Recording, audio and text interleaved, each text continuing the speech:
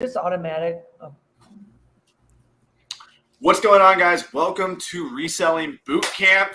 I'm super excited. Today we have a bunch of people here. Everyone here has cracked 5 figures profit over the last 30 days. I believe I'm actually the limiting variable if we look at who's made the most profit in a 30-day period. I was thinking about this. I think the most I've ever made is a little bit over 30,000. And I'm pretty sure everyone here has made over 50,000. Warner, how much have you made in a 30-day period? I don't know if it's a 50, 30-day period. I don't tend to like go crazy on any like limited. I just like let it snowball, and you know what I mean? And I know we have a few people here on and off Amazon who have made over 100,000 in profit. So we really do have some monster entrepreneurs here. I'm super excited to dive into this today. We have Steve, who's going to be showing us eBay to Amazon flips. I'll be talking about selling books, so just going into thrift stores. A lot of you guys have seen me on Instagram lately with Steve going into thrift stores, flipping books on Amazon. And I think Steve has a great way of finding media, used items, DVDs, and he's buying them off of eBay and flipping them on Amazon. He's constantly cranking out 10-figure months, $10,000 in profit every month. And I really do think that's incredible. So super excited for his talk. Then we're going to dive into Warner, who's going to be talking more about finding items like this, toys, a bunch of different things on different retail sites like Kohl's.com, Dick's Sporting Goods, stuff like that. Then we're going to jump into Taylor, who previously did online arbitrage for the last basically 18 months, and he recently made the jump to wholesale. He doesn't like it when I say this, but he's cranking out so much profits, it's going to make you uncomfortable. So he's trying to keep it on the down low, but we're going to have him share some secrets today. And then after him, we'll have Jacob, Kingpin. It feels weird calling a grown man Kingpin, but that's what he goes by, Amazon Kingpin. And he'll be sharing some strategies on top of what Taylor shares on how to land wholesale accounts. So all of this is reselling. All we're doing is taking items that are dirt cheap, relatively. I talk about items that are dirt cheap or free, books. But as we scale, Warner's going to talk about spending, thousands of dollars a day. Even Steve spends thousands of dollars a day. And if you really want to build an Amazon business, you have to spend a lot of money. Taylor is spending $65,000 today or tomorrow on inventory. So I'm going to be showing you guys how you can spend a few $100s a day and turn that into a few $1,000s. And then as we go through the different speakers, they're going to show you the progression of spending a few hundred to a few thousand to really we can get to the point where we're spending 6 figures plus a month. And it's really awesome. All this is possible due to Amazon. We're not creating any new listings with any of these methods. All we're doing is looking at items that have sold sales history on Amazon, and they're profitable. And, after all Amazon fees, they flip for a profit. So welcome, guys. I'll let you guys introduce yourselves. And we're waiting on Kingpin to get in here, and then we'll dive into the content. The Albor. Who should we start with? I feel like Steve looks the best, so he should go first. I'm a little distracted right now because I've got about 10,000 in profit sitting on my steps right now, about 20 boxes in UPS. Can you do a pan real quick? Oh yeah, I'll take UPS is here right now. Let's take them out. Let's get UPS live right now. He's showing up. Let's see what's going on. So hey, check this out. Shout out Kingpin. He says I'm struggling getting in. Yeah, UPS is here. I'll let you in, Kingpin. Oh wow! Holy crap, Steve, you're loaded, bro. Yeah, we're doing it, man. I'm trying to get on your guys' level. I'm trying to get like those uncomfortable profits like Warner, but I'm just a little guy. You're cranking away, man. Taylor's probably running the most profit on Amazon right now. You know what? There's no need to compare. We are all doing great things in our lives. Taylor goes silent on social media once he starts making money. That's the thing. If one of us goes silent on social media, we're cooking something up in the background. But yeah, I'll introduce myself. So for the folks who don't know me, my name's Steve. I've been selling on Amazon for about 10 years. And the last couple of years, I've been focused on buying items from eBay.com, getting them shipped to my house like a crazy person. The neighbors, I think the neighbors think I'm running some type of kingpin operation because I get literally hundreds of packages shipped to my house every day. But I buy stuff on eBay. I flip it on Amazon. I'm at around 50,000 a month in sales right now. My profit margins are around 25%, which is pretty solid for OA. And I ain't looking at slowing down anytime soon. Yeah, personally, I think Steve could spend a lot more. You're just limited by like prep and stuff. Like, and I know it is kind of sketchy. None of us want to have too much of our capital tied up with inventory at Amazon. So we all kind of run into this. And I think Steve's kind of dealing with that now. He's happy making 5 figs a month. But personally, I think you could scale more. But at some point, it does kind of become idiotic to put like all of your net worth in your inventory when Amazon could theoretically, do whatever they want with it. Agreed. Well, thanks for having me here, brother. 100%. Warner, what's up? Sweet. Just in case any of you guys don't know me, my name's Warner. I started selling on Amazon, like 5 years ago at this point. Started just doing it as like a college side hustle, started watching some YouTube videos. One of them was actually from this guy right up here, how to sell books on YouTube, or saw the video on YouTube, went out, started scanning books off the shelves, and, kind of just progressed the business naturally, right? So outgrew books a little bit, went into arbitrage, started to dabble with wholesale, and we're gonna keep growing the business. I've done right around 4 million lifetime sales, been about 2 million last year, so definitely growing. Excited to share some value with you guys. Heck yeah. Mr. Jones. Yes. So let's see. I entered the world of Amazon January 2020. So we're just at about 3.5 years, and started with RA in Walmart's 8 hours a day, went into OA. Yep. And now doing a lot of wholesale. I haven't shut the doors to OA. But yeah, year to date, I'm at like 650,000. I think last 12 months, in sales did about, I think like 1.2 mil, and learning every day. So just like Warner said, excited to be here and drop some value for you guys. Heck yeah. Well, let's dive into the content, guys. We're going to try to move fast tonight. We'll be covering a lot. I'll go over exactly what we're covering now. Speak of the devil, we got Kingpin in the house. I'm going to have him introduce himself real quick, and then we'll dive in, guys. What's up, brother? Oh, that was weird. What's up? What's up? How you doing, man? You ready to rock and roll today? I'm ready, man. I'm ready. All right, cool. Kingpin will be covering wholesale. Do you want to introduce yourself real quick, kind of talk about how you started briefly, keep it about 30 seconds? Yeah, I'll make it quick. Otherwise, So I roughly started around 2019 in January, saw Reezy Resell selling books, decided, I wanted to change my life a little, started selling books, built it to a bulk operation, transitioned to RA during COVID. Wait. When you say bulk operation, you never did bulk books. You just mean like... Yeah, I did. Oh, you did? Yeah, so I was I forgot about that. Books. And then COVID hit, transitioned to RA, went full-time RA, did really well there, transitioned to OA. And then over the last 2 years, I've transitioned 100% to wholesale. And in the last year, we've done 2.5 million in sales. Awesome. Yeah, super excited for your talk today. All right, guys, let's dive into it. And all my speakers, if you guys want to hang out, you guys already know the itinerary. I'll talk for about 15 minutes, and then I'll pass it off to Steve. We'll talk about eBay, Amazon. All right. Oh, my gosh, so many people to remove from the screen. All right, let's get into it, guys. Let me know if you guys can see my screen good. I'm going to try to make it full screen. Be patient with me. Boom, I'll move my big fat head out of the way. And I think we're good to go. Steve, if anything goes crazy, just call me, Steve or Taylor. So if I lose audio or something, just let me know. But today, as mentioned, we're going to be going over book selling, which is starting from basically nothing. You guys can start with $0 with all the strategies I'm about to show you. Then we'll be going over eBay to Amazon. Then we'll dive into online arbitrage. And then we'll talk about making the leap from online arbitrage to wholesale, which really allows you to spend, 6 figures plus a month at scale. And then we'll go more in depth with wholesale outreach. So the topics today are how to make 5,000 plus profit per month using used books. Now, 5,000 profit is completely doable with all these models. It's a ton of work.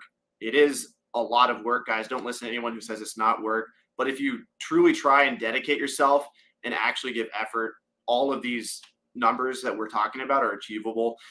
Then we'll talk about, it's a little bit easier to make money at scale doing online arbitrage because you don't have to touch the product and you're just clicking buttons. Whereas like if you're going out physically finding product, you're obviously limited by how much you can drive around. So we'll be talking about how to make $10,000 plus per month flipping items from eBay to Amazon.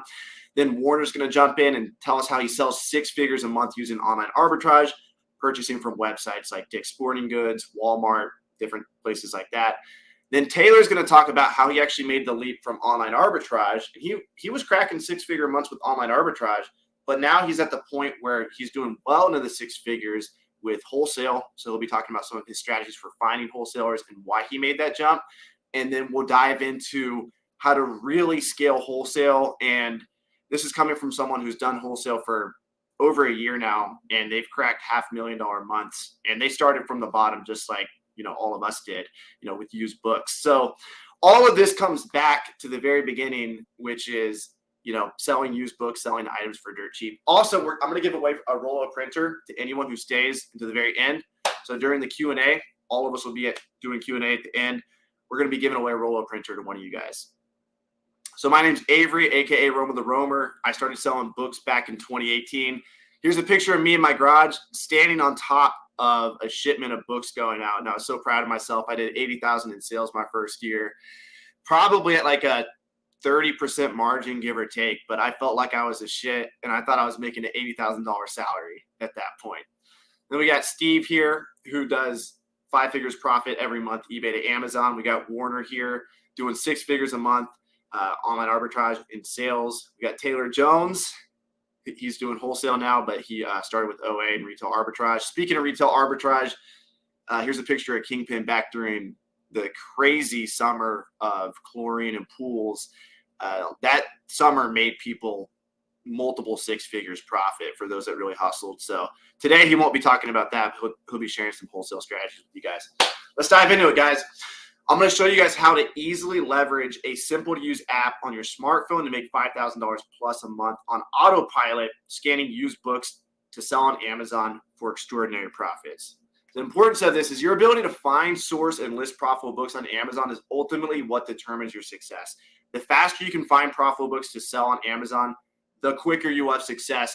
When it comes to selling books on Amazon, there's a lot of non-profitable books out there. This is all about getting through the bad books first. So the old way of doing this was analyzing the price of each book and sales rank on Amazon yourself. So people would literally go to Amazon.com, they would look at the price of the book, and they would take note of what the sales rank is, which is how fast it sells. And that obviously takes a ton of time. People would also study sold eBay listings and see what books sold for on eBay. And they would sell books on eBay themselves, but that's also taking a lot of time as well. And a lot of people pride themselves in developing an eye for profitable books, certain titles that do well. Obviously, this is problematic because it takes a really long time to build that skill. So instead of doing that, instead of analyzing everything yourself and looking, even the Amazon seller app's pretty crappy to use because, look, these 3 screens is what you have to go through every single time you want to look at one book. So most people who start selling used books this way are left really confused. They don't know how to, determine if a book's profitable quickly. So they scan 100 or 200 books and they lose faith because the books they're looking at are not profitable. So the name of the game is to scan books fast. What typically happens when they scan books slow is they purchase books out of desperation, and the books that they sell end up not being profitable. The books they purchase don't even sell because they don't know how to properly analyze sales history on Amazon, and it's just confusing and it takes way too long. So here's what to do instead. The new way is to utilize a simple app that allows you to find hundreds of dollars in profit in less than an hour. You're only going to find profitable books faster and smarter, and you're only going to spend money on books that actually sell and sell for a profit. So the app makes the purchasing decision for you. So it turns green if it's profitable, and it turns red if it's not. Now, these apps out there, I'm going to talk about a few different apps you can use, and these apps go beyond just book selling. These apps include Seller Amp, Scout IQ, Scoutly. There's a bunch of different apps you can use. The purpose of these apps is not only to tell you how much profit you would make if you purchased the product and sold it on Amazon after all Amazon fees, but also it tells you what the sales history of that product is. That way, you're buying product that's not only profitable, but it also sells frequently, so you can get your money back quickly. Okay, so with Scout IQ, you can actually just scan the barcode of a book like this. And if you look at the right-hand side of my screen, you can see it says accept. So it makes an accept noise, like a cashier. Sounds like you're in a casino, and you can scan. With this app, I can personally scan like 1,500 books per hour if I'm going crazy, if I've had my espresso for the day. 1,000 books per hour is still pretty fast. Most people scan about 500 books per hour. So I kind of like to look at this as scans per hour because most of the books you scan are going to be trash. And the name of the game is just to work hard, go into thrift stores, go into libraries, and scan as many books as possible. So as you can see here, the app tells you all the information you need to know to make a purchasing decision. It tells you the profit after fees. It tells you how fast the item sells. There's two different metrics for how fast the item sells. Sales rank, which we generally want to stay under 1 million in most cases. But then there's also e-score. So e-score tells you how many times the book had at least one day with a sale over the last 6 months. And so if the e-score is 4, that means it's only sold 4 times over the last 6 months. That's not very good. But if the e-score is 100, that means it's had at least 100 days with one sale over the last 6 months. That's the type of sales volume that we want to go after. The higher the e-score and the lower the sales rank, the better. Obviously, we want the profit to be high too. Don't be sourcing a bunch of $2, $3 profit books. You want those books that are going to make you $10, $20, $30 profit. There's also Seller Amp out there. So Seller Amp's going to help you with retail arbitrage. And while it doesn't make a purchasing decision for you like Scout IQ will tell you to accept or reject the book. Seller Amp just tells you how much profit you would make after fees, and it lets you use your best judgment on whether or not you should purchase it. So if you guys are going to be doing retail arbitrage or even online arbitrage, they have a great Chrome extension as well. Seller Amp is going to be the app for that. So you can see how this can save you a ton of time and make you way more money, right? And saving a bunch of time and money would make a huge impact on your life, wouldn't it? Are you going to commit to using it? Comment 1 if so. I don't care what app you use. Just don't not use an app. Whether it's Seller Amp, Scout IQ, or something, you need to have an Amazon tool that tells you how much profit you're making after fees and really gives you a feel for how fast the item sells. So comment 1 in the chat, and I'll give some shout outs in a second. Now that you guys know how to determine if a book's profitable or not, let's talk about where to find these books. Okay, so the old way was blindly searching for places with profitable books and praying that you find some to sell on Amazon. The old way was spending 6 to 8 hours a day sourcing books and not really having, you're basically doing what everyone else is doing. You don't really have a clear-cut strategy. And so you think you're thinking outside the box because you're doing what everyone else is doing, but really you're just like this person here with a box over their head, and they're not thinking outside the box at all. So I like to compare my most successful students and my most successful Amazon selling friends to walruses. And the reason why is this. There's a documentary that I watched a few years ago during COVID, and there was all these walruses on top of each other. As you can see in this picture here, they're all on one rock. The reason why they're all on this rock is the glaciers are melting up north, and they're looking for a rock to hang out on so they can survive, so they don't drown. But in the documentary, I saw that there was one walrus with his family by himself on another rock. And I identified with that walrus. I was like, if I was a walrus, I would be like that walrus here, because all these walruses, they look like they were suffering. They're all on top of each other. They probably don't even know where their wife is. Like, it looks miserable. But this walrus here was on the rock all by himself with his family. And when he went in the water, there wasn't a bunch of competition to fish. He had a good place to sleep. His kids were happy. They weren't whining. And I'm like, that's the life I want to live. And shout out to all my queen walruses out there as well. So I want you guys to be king walruses and queen walruses. And what I mean by this is I don't want you to do what everyone else is doing. Because if you do what everyone else is doing, you're going to get results that everyone else gets. So the name of the game is to be different and to find your inventory, whether it's books, whether it's online arbitrage, retail arbitrage, wholesale. Everybody who's winning in this space is usually finding their inventory from a place that not everyone else has access to. So you got to think outside the box, and you got to get creative, okay? Creative method number 1 is to build relationships with libraries. Nobody does this. Everyone knows they should do it, but nobody does it. I want you guys to buy coffee for the librarians. I want you guys to, bring food for the library sales they have. I want you guys to show up to the library sale early and help them set up. I want you guys to just be good people, and good things will happen. You'll get to scan the books before everyone else. they'll call you whenever they get donations, and you're just going to make way more money, and you'll have way more money in your bank account just because you're providing value to the marketplace. That's the name of the game. One time at a library sale, I found a set of books for $150, and I ended up flipping it for $2,000 on Amazon. This is back. I got the sale. I think I sold it twice. No, I sold it in 2019. There it is. 2019. I still remember the day I opened up my seller app, and I don't think I ever sold like over $1,000 up until that day. And then boom, $2,000. And that was just from going to library sales. So library sales are great, but if you want to take it to the next level, build relationships with the people at the libraries. If you guys want to find libraries, go to booksalefinder.com. That's got a list of all the library sales in your local area.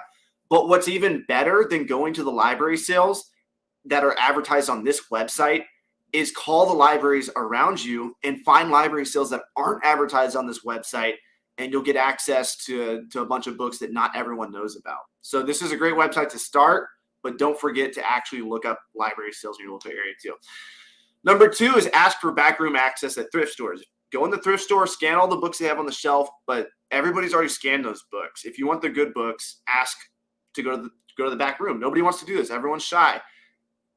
I'm shy. When you go to the thrift stores, get over it. If you want to make more money, you got to get in the back room. So ask the manager of the Goodwill, Salvation Army, whatever, for backroom access. And you'll be surprised. You might get it half the time, but who cares if you're told no? You're just told no.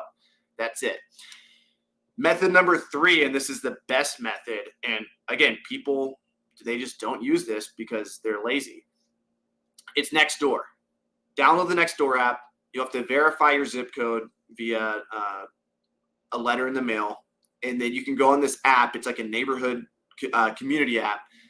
Go on there and post that you're a bookseller and you're looking for anybody who has books that aren't being read. And you can drive around your city and you can pick up books for absolutely free. You don't have to pay anything. And these are the best books you'll find because nobody else has looked through these books. And when you do this, try to do it on like the affluent side of town. Try to do it on the side of town that has more money. And if you do this, I promise you, just once, twice a week, post on this app, and this is going to give you a ton of inventory. My aunt, she posted on this app, and she started selling books, and she was able to quit her job, her second job, and replaced her income selling books on Amazon. There she is right there. Look how happy she is in the thrift store, scanning books, making a profit. Okay. All right. Yeah, there's a Amazon payout from, at the time I was only selling used books. It was a $10K Amazon payout. This is a super fun side hustle, but guys, it's a lot of work, but if you put the work in, it'll work out for you. This is Mama Profit. I'm sure some of you guys have seen her on Instagram. She's famous at this point. This woman's hustling all over Connecticut, turning profits on books. All right, so where are you going to find your first $1,000 in profit? Comment below if you plan on selling books. Let me know. Out of those 3 strategies, maybe you plan on finding your book somewhere else. Comment below. Is it libraries? Is it thrift stores? Is it backroom access? Is it Nextdoor? Let me know. I'll give some shout outs in a second. The third thing that we're going to go over today for selling books is listing items on Amazon. So the old way is use Seller Central. It's super slow. It takes a long time. And or use an inferior app like Inventory Lab, which is not optimized for speed. And guys, in this business, time is money. If you're wasting time listing items, that's time that's not spent finding items. As an Amazon seller, your time is best spent in any of these business models that we're talking about, whether it's online arbitrage, wholesale, books, whatever. Your time is best spent finding inventory. Let's be honest, guys. Listing inventory is a $15 an hour job. You can delegate that. You should not be doing that within your business. So the new way is list 100 plus books or items per hour with GoToLister. Shout out to GoToLister, the software that I created. Let me show you how to do this real quick. Open up my screen here. So the way GoToLister works is you can create a batch, and we're the only software that allows you to scan like 100 books in like 1 minute. So if you look here, I'll pop myself back on the screen super fast. Let me know if you guys can see me. Boom, there's me. There's me and my screen. Boom, here we are. All right, so I'll show you guys super fast, literally how fast this is. So we're the only software that allows you to scan books like this. So if you guys look, I was super frustrated a few years ago when I was listing books. I would have slow Wi-Fi and I would go to list and I would scan it, and Amazon takes a second to give a response. During this time, I would be doing nothing. And so what I thought was like, I wish there was a software out there that allowed me during that time to keep scanning, because I could just scan as many items as I wanted.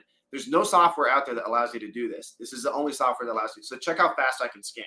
I can scan 1, 2, 3, 4, 5. Amazon is still waiting to return the first scan. Amazon's slow, but GoToLister's fast. This allows you to scan as many items as you want. And I can scan not only just books, I can scan items like Monopoly here. I can scan games. And if you ever scan an item you're restricted in, within GoToLister, you can quickly apply for approval. We'll talk more about ungating later during Q&A, but it's super easy to get ungated. Click on apply for approval. If you're auto-ungated, it'll auto-ungate you. If you need to request for approval, you'll request for approval there. It tells you how much profit you make per batch. We also have profit analytics. So during tax season, you can see how much profit you're making. This is one of my newer accounts. That's why the profit's so low. Let me open up this screenshot here. If you guys look here, this is my actual account. It tells you on a daily basis how much profit you're making. So you can see during Prime Day, I made a true $1,800 profit. This is after all buy cost, after all Amazon fees.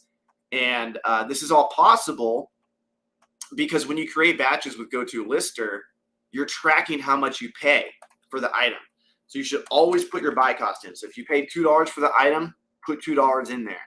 If you paid $19.99 for the item, if you're flipping OA products, put that in there. That way, you know when the item sells how much true profit you made. So GoToLister considers all that, and it shows you not only your sales, but your true profit at the end of the day. All right, let's dive back to the presentation. I have a special offer for you guys today. So if you email us Reselling Bootcamp at support@gotolister.com, we're going to give you an exclusive 45-day trial. Be sure to go through the link. If you guys are coming from Warner's channel, go through his link. If you guys are going through Steve's channel, go through his link. There's a link in the description of all of our YouTube channels. We got Kingpin as well and Taylor. That's going to give them a kickback at no charge to you. So you guys can support, your favorite Amazon influencers at no extra charge to you.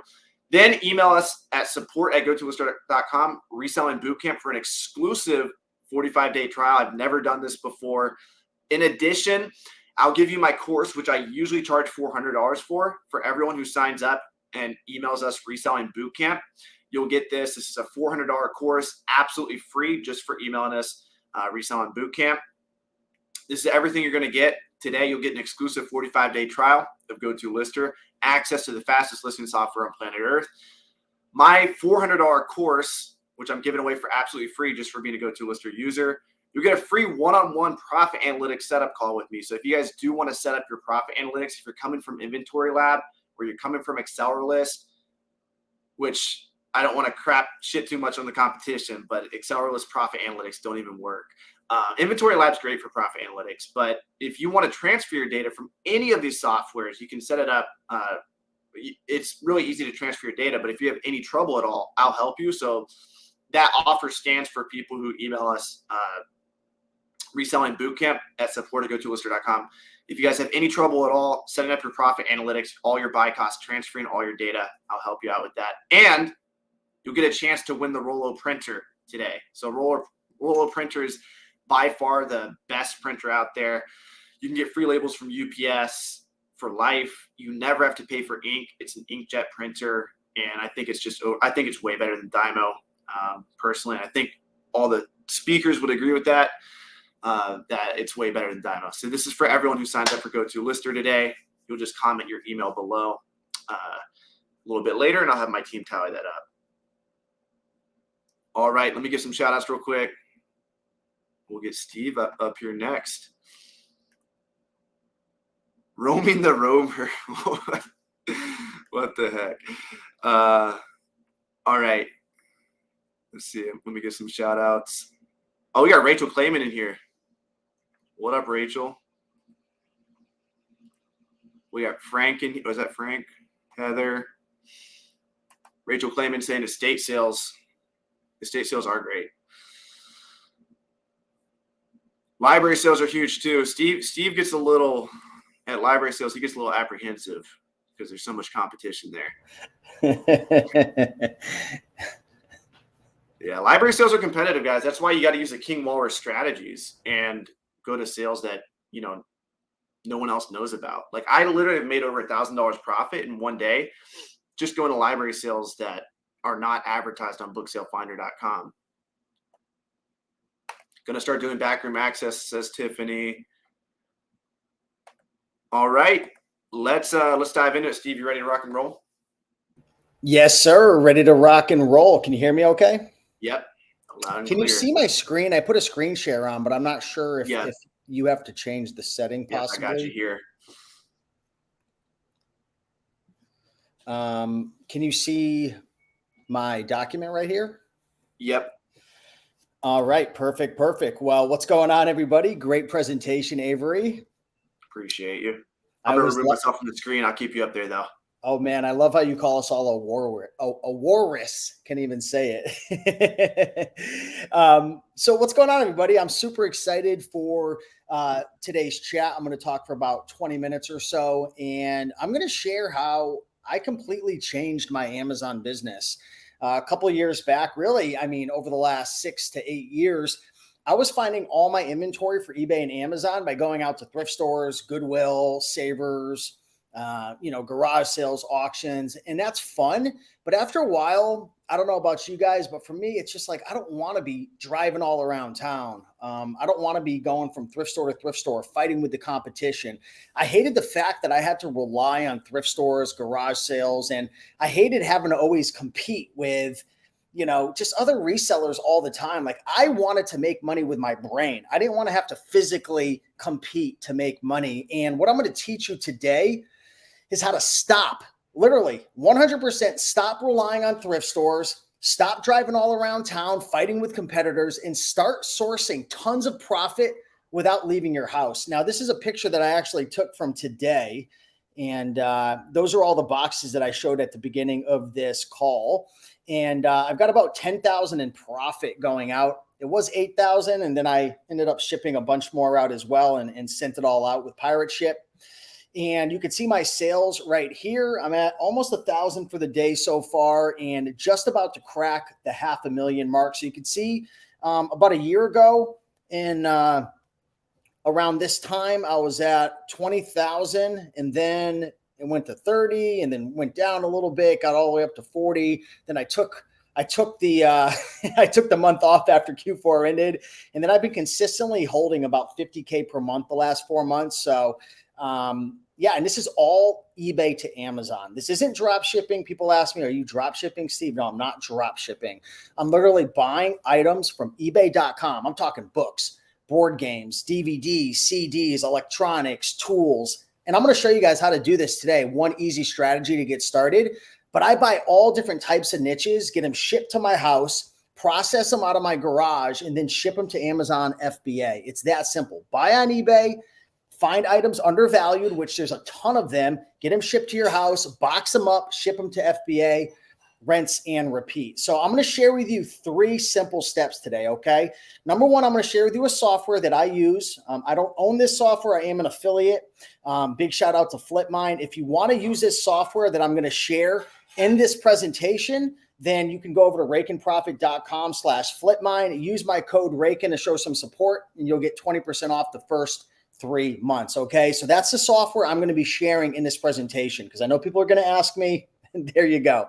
Step 2, I'm going to teach you how to set up your FlipMind filters so you can literally source all types of inventory without leaving your house. Literally, if I wanted to, I could do 100K a month and never leave my house, not even a single time. I could just schedule my pickups through Pirate Ship, source everything online, have it come to my house, and I'll show you exactly how to do that. And then essentially you just have to plug and play these filters, start sourcing, and bada bing, bada boom, the profits are coming soon. So let's get right into this. After this presentation, if anybody wants any more of my help, you can definitely check out my master class. But let's get right into the presentation. So hopefully everybody can see my screen right now. I am on flipmind.com. And essentially what this website does is it allows you to set up custom rules to search against eBay compare it to Amazon, and bring you back all the profits. Now, think of it this way. How do you make money going to a thrift store or a garage sale? How do you make money, going to an auction or a flea market? Well, you're using your knowledge to find products that are priced under value. You're checking Scout IQ or Scoutly. You're looking at the Amazon seller app. Maybe you're checking out the market and seeing where the sellers are. And if you're winning the buy box or if Amazon's sharing it, it's the same exact thing with this method. But instead of going out, we're using a software. And this is one of about 15 different strategies that I use, but this is the easiest way for beginners to start. And essentially, this will do all the thinking for you, and it'll bring you back all the opportunities, okay? So I want to share with you how to set up filters, okay? So all you have to do is come over here and set up rules. So for example, you can set whatever condition you want to go after. Right here, I set up new condition. Here, you could set up profit. So say you want to find items on eBay that you could sell on Amazon for, let's just say $7 profit or more. And the reason I do it a little lower sometimes is because you can make best offers, you could send messages, and you can negotiate better deals. Say you're nervous, and that didn't go through for some reason. Let me do that one more time. $7. Okay, perfect. And say you're nervous about getting scammed from eBay sellers. Well, what you can do is you can actually set up rules to only source from eBay sellers that have a positive feedback percentage of, let's just say 95% or greater. And maybe you don't want to buy from any eBay sellers who have, less than 25 feedback. So we can also set that up as well. We could also set up our custom ROI. Let's say we want to source items that have at least a 20% margin. You could always X that off and increase that and do that. Maybe you want to do 25. I typically go a little lower than what I'd be comfortable with, because on eBay, you could send best offers, you could send messages, you can negotiate by purchasing multiple quantities of an item and getting it less, so on and so forth. You could set up FBA to FBM price differences, which I won't talk about now. You can also search for different keywords or neglect certain keywords. So for this example, let's say we don't want to have anything come back that's a book. We can say keywords not containing book or books. Let's say we want to search for items that have a rank of less than 400,000 on Amazon, which is an open filter rank that I usually do if I'm searching all categories. Of course, DVDs, we want to keep it under 100,000. Maybe video games, we want to keep it under 30,000. But I do a ton of home improvement, electronics, home category, office supplies, and there's a lot of items that are 200, 300, 400, even upwards to 500,000 rank that might only sell 3, 4, 5 times a month, but you can make 70, 80, 90, 100% ROI. Okay. So I've set up my filters right now and check out the magic. All right. Check this out. 113,383 items have literally come back that meet that criteria. Now, the coolest thing about FlipMine is it actually integrates with your Amazon account. So one of the unfortunate things about selling on Amazon is specific brands and categories will be gated. So FlipMine's Chrome extension will integrate with your Amazon account, and you can literally remove every single item that you're restricted on. Okay. So the cool thing also about FlipMine is if you wanted to really narrow it down, say, for example, we only wanted to deal with DVDs, we could go into the movies category.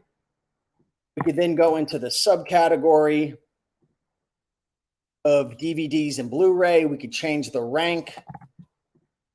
Let's just say we want to go after DVDs less than 80,000. We could really narrow it down. Now, instead of having 113,000 items come back, it's probably going to be much less. Let's remove anything we're gated from. 2,160 items have come back within the DVD category, less than 80,000 rank on Amazon with at least 25% ROI, $7 profit or more, and 95% positive feedback, at least 25 seller feedback count as well. So how cool is that? Drop a comment down below if you want to try using this software to source items, because think about it. Say you're having an off day and you don't want to see any people. I have days like that all the time where I don't want to see a person's face. I just want to source inventory. I don't want to talk to anybody. I just want to run my business, source inventory. I don't want to be talking to people at the thrift store. You can do this. Say it's 2 a.m, you're having a couple beers or you're drinking some wine and you feel like sourcing and spicing things up a little bit. Come on to FlipMine, choose your category, or you can keep the filters wide open and start looking through. I mean, check out some of these items right here. $11 profit, $14 profit, $9 profit, $28 profit, $45, $12. And you can see the ROIs as well, 53, 29, 32. Now, keep in mind, when you're using any software, I don't care if it's, even if it's Keepa, right? Outside of Amazon, if you're using Scout IQ, Scoutly, any software that's pulling data from Amazon, it's not going to be 100% accurate. So some of these numbers could be off a little bit. So you always want to make sure that, you know, you go in and you double check the numbers, so on and so forth. But let's take a look at some items right here. Okay, so look at all these different opportunities. Let's find something that maybe looks interesting. And the cool thing about this is it organizes it really nicely. So you can see the condition right here, how much I can buy it for on eBay. This is an eBay image that clicks right into the eBay image. So if I wanted to buy it, I could. This goes right into the Amazon image or right into the Amazon listing. You can see the rank. You can see the lowest FBA, the buy box, the profit, the ROI. And it's just so much fun. There's just literally so many opportunities pretty much all day long. And this software is always updating. So you know how sometimes you go to a thrift store and you're like, I just drove like 30 minutes and there's no books, there's no DVDs, there's no board games. Then you got to drive home and come back the next day. The best thing about doing eBay to Amazon flips is this video game or this, you know, sourcing game, whatever you want to call it, it restarts over and over and over again. So say I didn't find anything. And the funny thing is there's 2,000 items and you can make best offers and you can send messages. But all you have to do is do this. Look, hit the URL, click it, refresh it, and new inventory will literally come up, which is really, really exciting. Now we're live streaming, so this is a little bit slow right now, but check that out. All different types of inventory. And look, there's even some inventory that's sold. So this one right here, that was $49.99. Somebody already bought that. Let's analyze this really quick. Let's see if that was a good deal. So this item right here is $98. Looks like that's the buy box. There's 28 sales per month on this item. You could take a look and you could see the buy box is actually pretty consistent around 99. You see it switching from FBM to FBA. It actually used to be at about 119. Then it came down. Then it went back up. This looks like a pretty consistent listing right here that would probably sell around 92 bucks. I mean, it has, let's take a look right here. It has 28 sales per month, FBM starting at 96. Then it jumps up to 98. You can see the number of sellers has come down a little bit, which is really great to look at. You see the reviews. Look at the reviews. Definitely increasing. Check this out. All these little green drops are sales. Sale, sale, sale, sale. You can see that Keepa's agreeing that there's 27 sales per month. SellerAmp saying 28. You can also go into the data tab right here and you can look at the buy box statistics. Look at that. It's rotating really nicely. 95, 94, 99. So right now the buy box at 98.98, we can use SellerAmp to put that in. And how much did this person source this item for? Let's see if this was a good deal. They bought it for $49.99. So if we put that in at $49.99, oh, wow, look at that.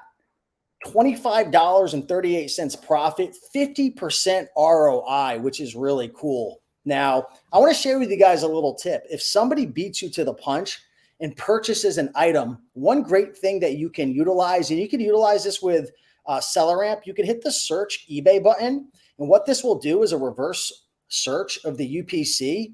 And what you can do is you can go lowest first and you can hit, say we're going after new, we could go new, buy it now, lowest first, and see if there's any other opportunities here. Now, I see that the lowest one is coming in at $65. So that person definitely got a good deal right here, but don't beat yourself up. You know, if you miss out on a deal, who cares? Because look, we could just restart the game over and over and over again. Let's see if there's any new deals that came up. Nothing new so far, but guess what? I can keep scrolling and look at all these opportunities here. These are opportunities that I might not buy, but I could either, if I decide to, I could buy it outright, or I can make a best offer, or I could send a message. And check this out as well. Say I only want to see listings that allow me to make a best offer. I can take this new rule and I could hit eBay best offer enabled. I could hit true. I could add that. And now instead of seeing 2,100 listings, there's only 810. But guess what? Every single one of these listings has a best offer. So maybe I'm not happy with 107% ROI. Maybe I'm not happy with 53% or 29% or 32%. Guess what I can do? I can literally go into the listing just like this and make a best offer. And here's a dirty little secret that I want to tell everybody. When it comes to selling on Amazon, things sell fast. Items sell quickly. Amazon doesn't punish you if you take a week off or 2 weeks off, or maybe you get a negative feedback. I mean, maybe they'll punish you for that a little bit. But on eBay, you stop listing for a couple of days, it's like they blacklist you. So, I'm not just saying this. I used to be an eBay seller for years, and it was frustrating. I mean, I would find items that sell really, really well. And guess what? The eBay algorithm would just hide me. They wouldn't show my items. Items wouldn't sell. And here's the thing about eBay sellers. And when I sold on eBay, most of the DVDs and most of the inventory that I picked up, well, guess what? I picked it up for $2, $3, $4, $5. So maybe I have an item that's for sale for 75 or 80 bucks. And you want to know what? Maybe someone makes me an offer at 50 and I say, you know what? Heck, I'll just accept it. But guess what? That item might be selling for 120, 130, 140 on Amazon. And you might be thinking to yourself, who in their right mind is going to pay 130 on Amazon, but it's only going for 50 on eBay? Happens every day, happens hundreds of thousands of times every single day. It's all about brand. It's all about perception. Items go for much more money on Amazon because of the Prime program, because of the brand, and it's just the way it is. So you might be thinking to yourself, oh, I'm lowballing an eBay seller, which you really don't have to do, but you're actually helping eBay sellers, because a lot of eBay sellers, put a 1 in the comments if you're selling on eBay and that algorithm is nasty. I mean, eBay, I don't know what's going on with eBay, but they better step up their game because they're getting squashed by Amazon right now. But honestly, there's so many opportunities. And the cool thing is I only talked about DVDs. You can source books. You can source supplements, computer items. Look, we got Barbie dolls, 46% ROI. We've got, what do we got? Cassettes. We've got electronics. I mean, it's absolutely wild. Just in the last 4 months, I've raised my average selling price from $37 a unit to over $60 a unit, flipping from eBay to Amazon. So I really just wanted to introduce you guys a little bit to this software. It's the best way to kind of get your feet wet when it comes to flipping from eBay to Amazon. My best advice would be, before you really dive into any form of online arbitrage, whether it's traditional OA like Warner teaches, which is great, or especially wholesale or any model, once you start diving into OA, you really have to understand Keepa. You really have to understand how the buy box works. You have to understand how it rotates. You have to understand IP complaints, because there's certainly risks involved when you thrift, when you do eBay to Amazon, when you do any model without invoices, counterfeits, so on and so forth. So hopefully you guys enjoyed this short little presentation. Again, if you want to start using FlipMine, check out the link right here. Be sure to use my code. You can get 20% off. I think there's 14-day free trial. And if anybody wants my help, I have a full out masterclass that will walk you through the entire process. All right, guys. So thanks so much for hanging with me for a little bit. And I'm going to pass it back to my main man, Avery. Heck yeah. Appreciate that, man. You got Yes, a lot sir. of questions coming in here. So at the end, we'll be doing a Q&A. And anyone who has questions about eBay to Amazon, the specifics, IP complaints, can you sell items as new, all that kind of stuff, Steve's going to be able to help you.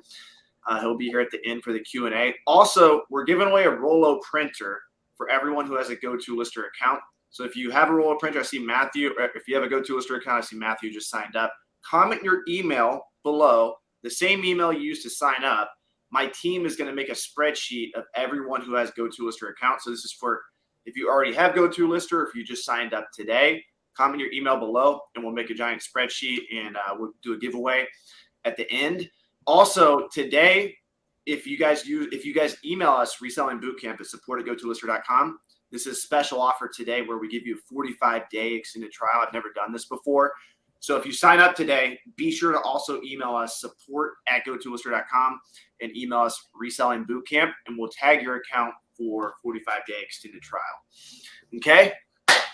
Mr. Warner, Fields of Profit, you ready to rock and roll? Thanks so much, Steve. I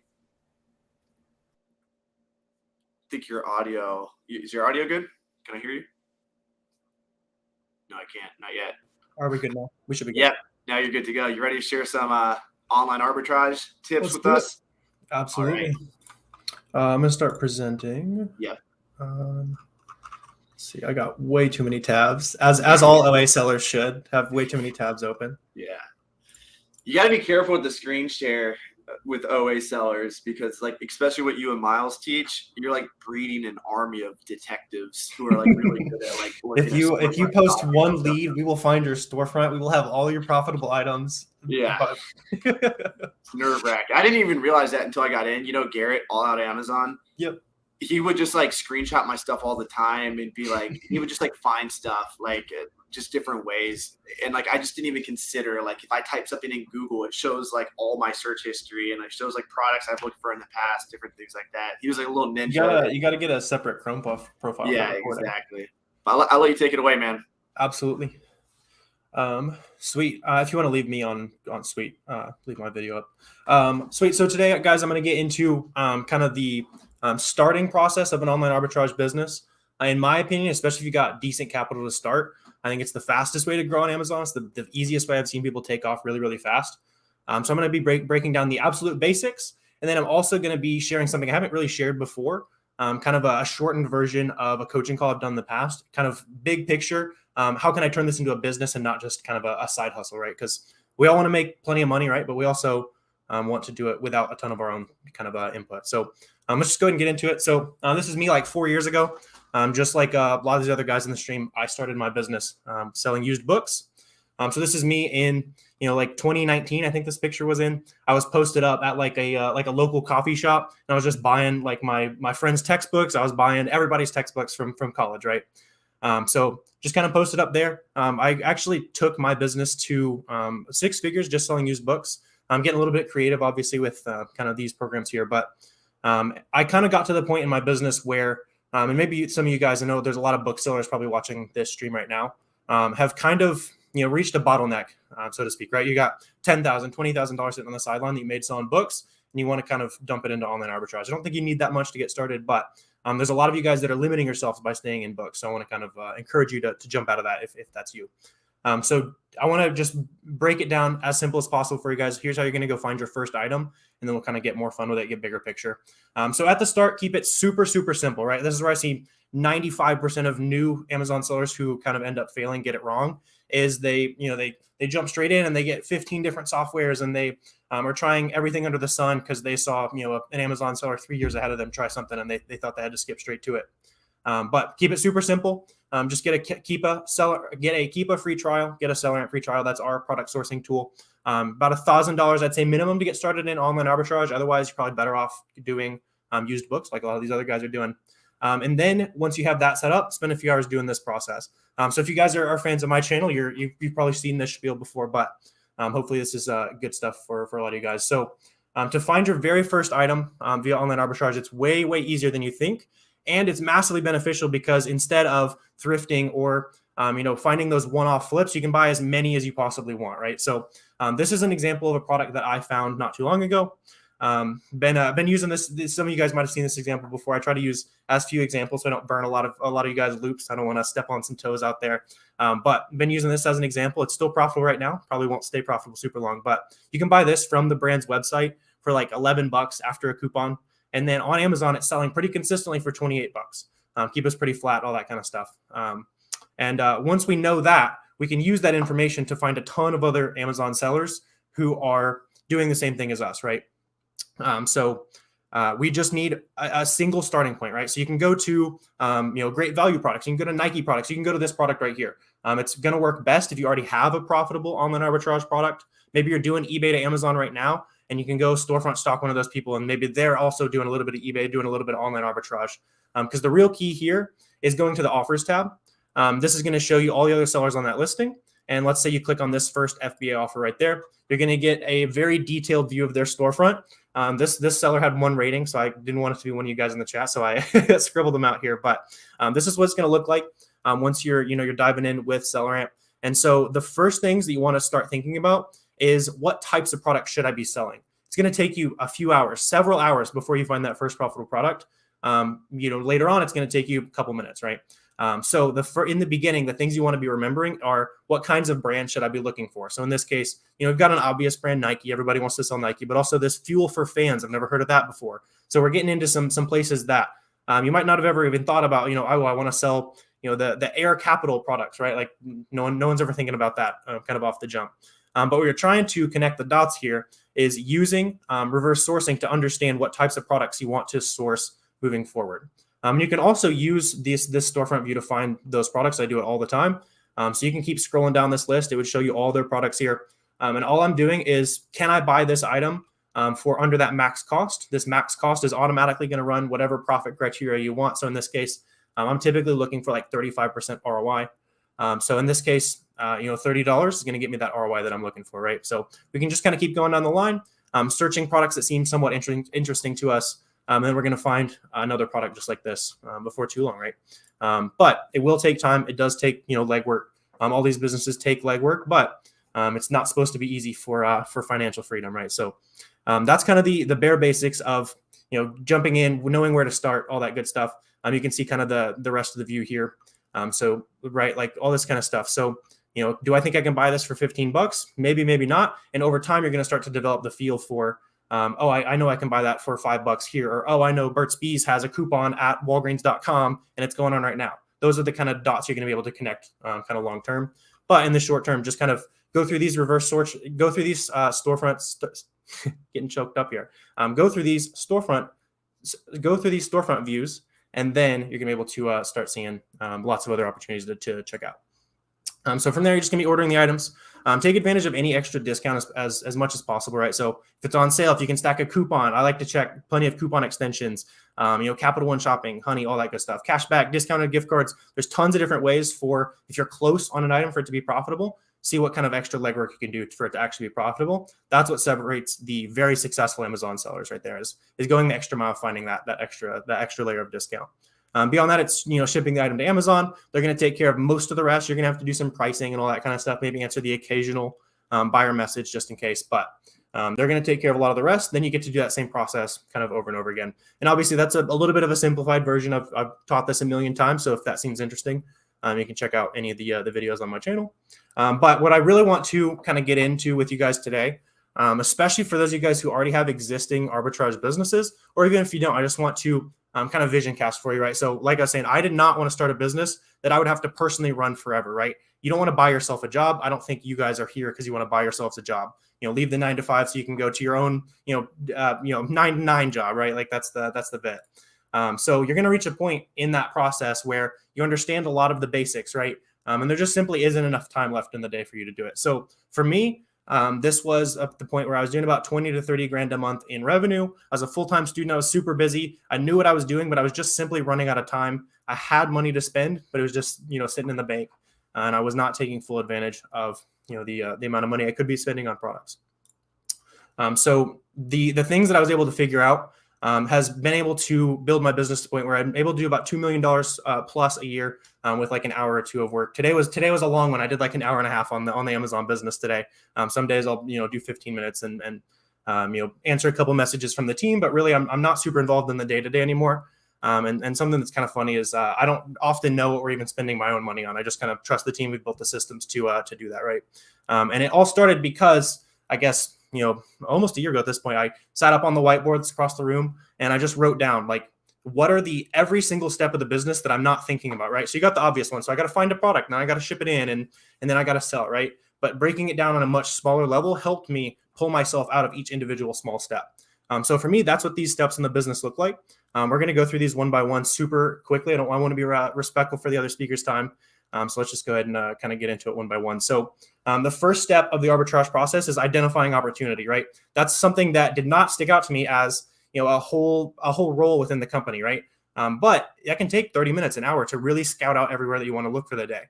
So for me, I'm really just going to be going out, checking, email newsletters, checking, Rakuten hot deals, jumping into Discord communities, just kind of seeing what might be on sale that day, poking around to as many websites as possible. And that's just, where do I need to be looking? Where does my team need to be looking? And this is pretty easily done by yourself. And eventually you guys are going to get to the point where you kind of need some management in the company, somebody helping to manage the other sourcers. That's kind of a position that the manager in my company kind of takes care of, right? So the next thing in the process is sourcing those products, right? And a big thing I want to emphasize here is that if you don't understand what you're talking about there for the first couple minutes yet, you're not even anywhere close to being able to outsource this sourcing portion. You might be ready to outsource some things right now, but probably not sourcing, and we'll talk about that. So make sure you understand the basics. Make sure you understand it in and out. You're able to have a very high success rate on products. Doesn't have to be 100%. Mine's not 100%. It's never going to be 100%. But just make sure you're very confident and you can teach someone else, why things went wrong or why things are going well. So for me, I'm always going to recommend that you hire people full time. So I wouldn't recommend you hire, a virtual assistant for 10 hours a week. They're going to be working for, 5 other people. And they're going to be sharing a lot of those same leads probably. So something that I like, if you guys are short on capital, but you think that you're ready to jump in and get a little bit of help in your business, you're very confident in your product sourcing.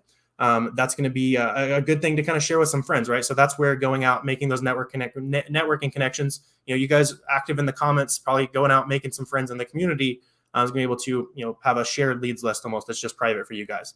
So something that I think a lot of people get wrong about hiring a product sourcing virtual assistant is using them as an extension of yourself rather than just say, hey, go find products, bye. In my opinion, you should hire that product sourcer to do something you're really, really good at, right? You can train them to do it really, really well, and then you can go suck at something and get good at it, right? Because you're probably going to improve at sourcing, this new website or a new business model entirely. You're probably going to get way better at that way faster than a virtual assistant that you could just train. Hey, here's exactly how I've been, murdering the Nike sale. I've been looking at this particular filter set. I've been searching for this, and I just need you to do the same thing. And then from that point, once you get to you're growing the team, your product sourcers are finding plenty of stuff, and you got one sourcer, that kind of thing, and you still got money sitting on the sidelines, everybody's making good money, then just kind of keep adding to the team as necessary, right? And that's going to come to the point where you have a little bit of a bottleneck and the vetting process. So this is another thing that right now it takes no time, right? Because you're sourcing the products and you're vetting it at the same time, right? You don't have a second layer of you don't have a second filter in your business. But this is something that's massive as you guys are able to grow those businesses. Is vetting those leads out is going to be super, super important. So that's going to be done by yourself for a while. You've got 2-3 product sourcers. You're growing your business. You're doing $50,000, $60,000 a month. Eventually, that's going to get to the point where I was spending like 2 or 3 hours a day looking through all of our product sourcers leads, vetting it all out, trying to see all the, you found this lead, you may have missed this lead. So let me look at all the other variations and kind of go on the rabbit holes from the leads you guys found. So that is something that our team manager is able to take care of, right? So through that process, you also want to leave very, very detailed feedback for each of those product sources, right? So they're going to be finding, plenty of great leads. They're going to be finding plenty of bad leads. And over time, you would want to have provided enough positive feedback that the mistakes are going away, right? So, this product, the new seller count is increasing too fast. Typically, we're going to see prices drop after that. And a few times after you kind of coach that mistake, they're probably going to start adapting to that. That process is also going to help you understand who's really good on your team. So as you guys are hiring that first virtual assistant, the second virtual assistant, the ones who respond to feedback are going to be your rock stars. Those that are willing to learn, willing to adapt and very quickly adjust to the things you're telling them. Those are going to be good virtual assistants. So just kind of be on the lookout for that. The next thing that became a bottleneck for me at like $100,000 a month in sales was just simply swiping my credit card, right? So punching in credit card numbers, putting all these purchase orders through. It takes time, right? And that's kind of that's one of the big benefits of wholesale that these guys in a second will get into is just send off an email and spend $50K. But a lot of times there's going to be maybe a little bit of a bigger moat or harder to find if you're going in and putting in the legwork of buying 3 units of this and doing it all over again, right? But that's where having a buyer kind of came in handy for me. Super high trust position in your company, obviously. So for me, if you have family that wants to make some good money part time, like that's a really good place to start. Otherwise, you can start talking with that team lead. You probably want to hire that team lead before you would need a buyer. So that could be that same person as well. Really just make sure you can trust that person, share that information, obviously in a very safe way. And something that I like about this role, at least the way we've structured it, is the buyer doesn't necessarily have to know anything about Amazon because your product sourcers and your team lead, which is probably going to be you for quite a while, knows everything about Amazon, right? So you can go in and punch in the quantity, the coupon, hey, use this form of cash back, check out with this virtual card instead of PayPal to avoid the order cancel, all that kind of stuff, right? So getting a little bit into the weeds there, but That's something we were able to take massive advantage of as well. The next step of the process that, again, you don't think about these things taking as much time, but when you're spending 6 figures a month on product, as you guys scale, we had to break it down and think about it in a bigger, in a bigger scope. So I want you guys to be able to grow into this scope that we've kind of had to figure out, right? So spreadsheeting is a whole big part of the process for us. Typically, you're going to want to have kind of a master purchase log that's going to be super, super useful as well. We'll talk about that in a second. Getting into the long-term value, the lifetime value of your Amazon business is in keeping great care of your data, right? So make sure you're using, I use SellerAmp to kind of, all I have to do is click my name, exports all that lead information to a Google Sheet automatically. I don't have to do any copy pasting, so that it's all there automatically for me. I can just go back and, next time there's a sale rolling around, I can just search that spreadsheet, right? So you're also going to have to communicate any information with your prep center, which is probably the first thing you're going to want to outsource. But you're going to have to, do that same process. So, hey, we bought 10 units of this. We paid, $20 for it. We bought it from Walgreens.com, and they're going to be able to punch in all that information for you. And if you guys are spending decent money, I know there's a couple of you guys in here who are been able to grow your business pretty successfully. You're probably spending more time on spreadsheeting than you think.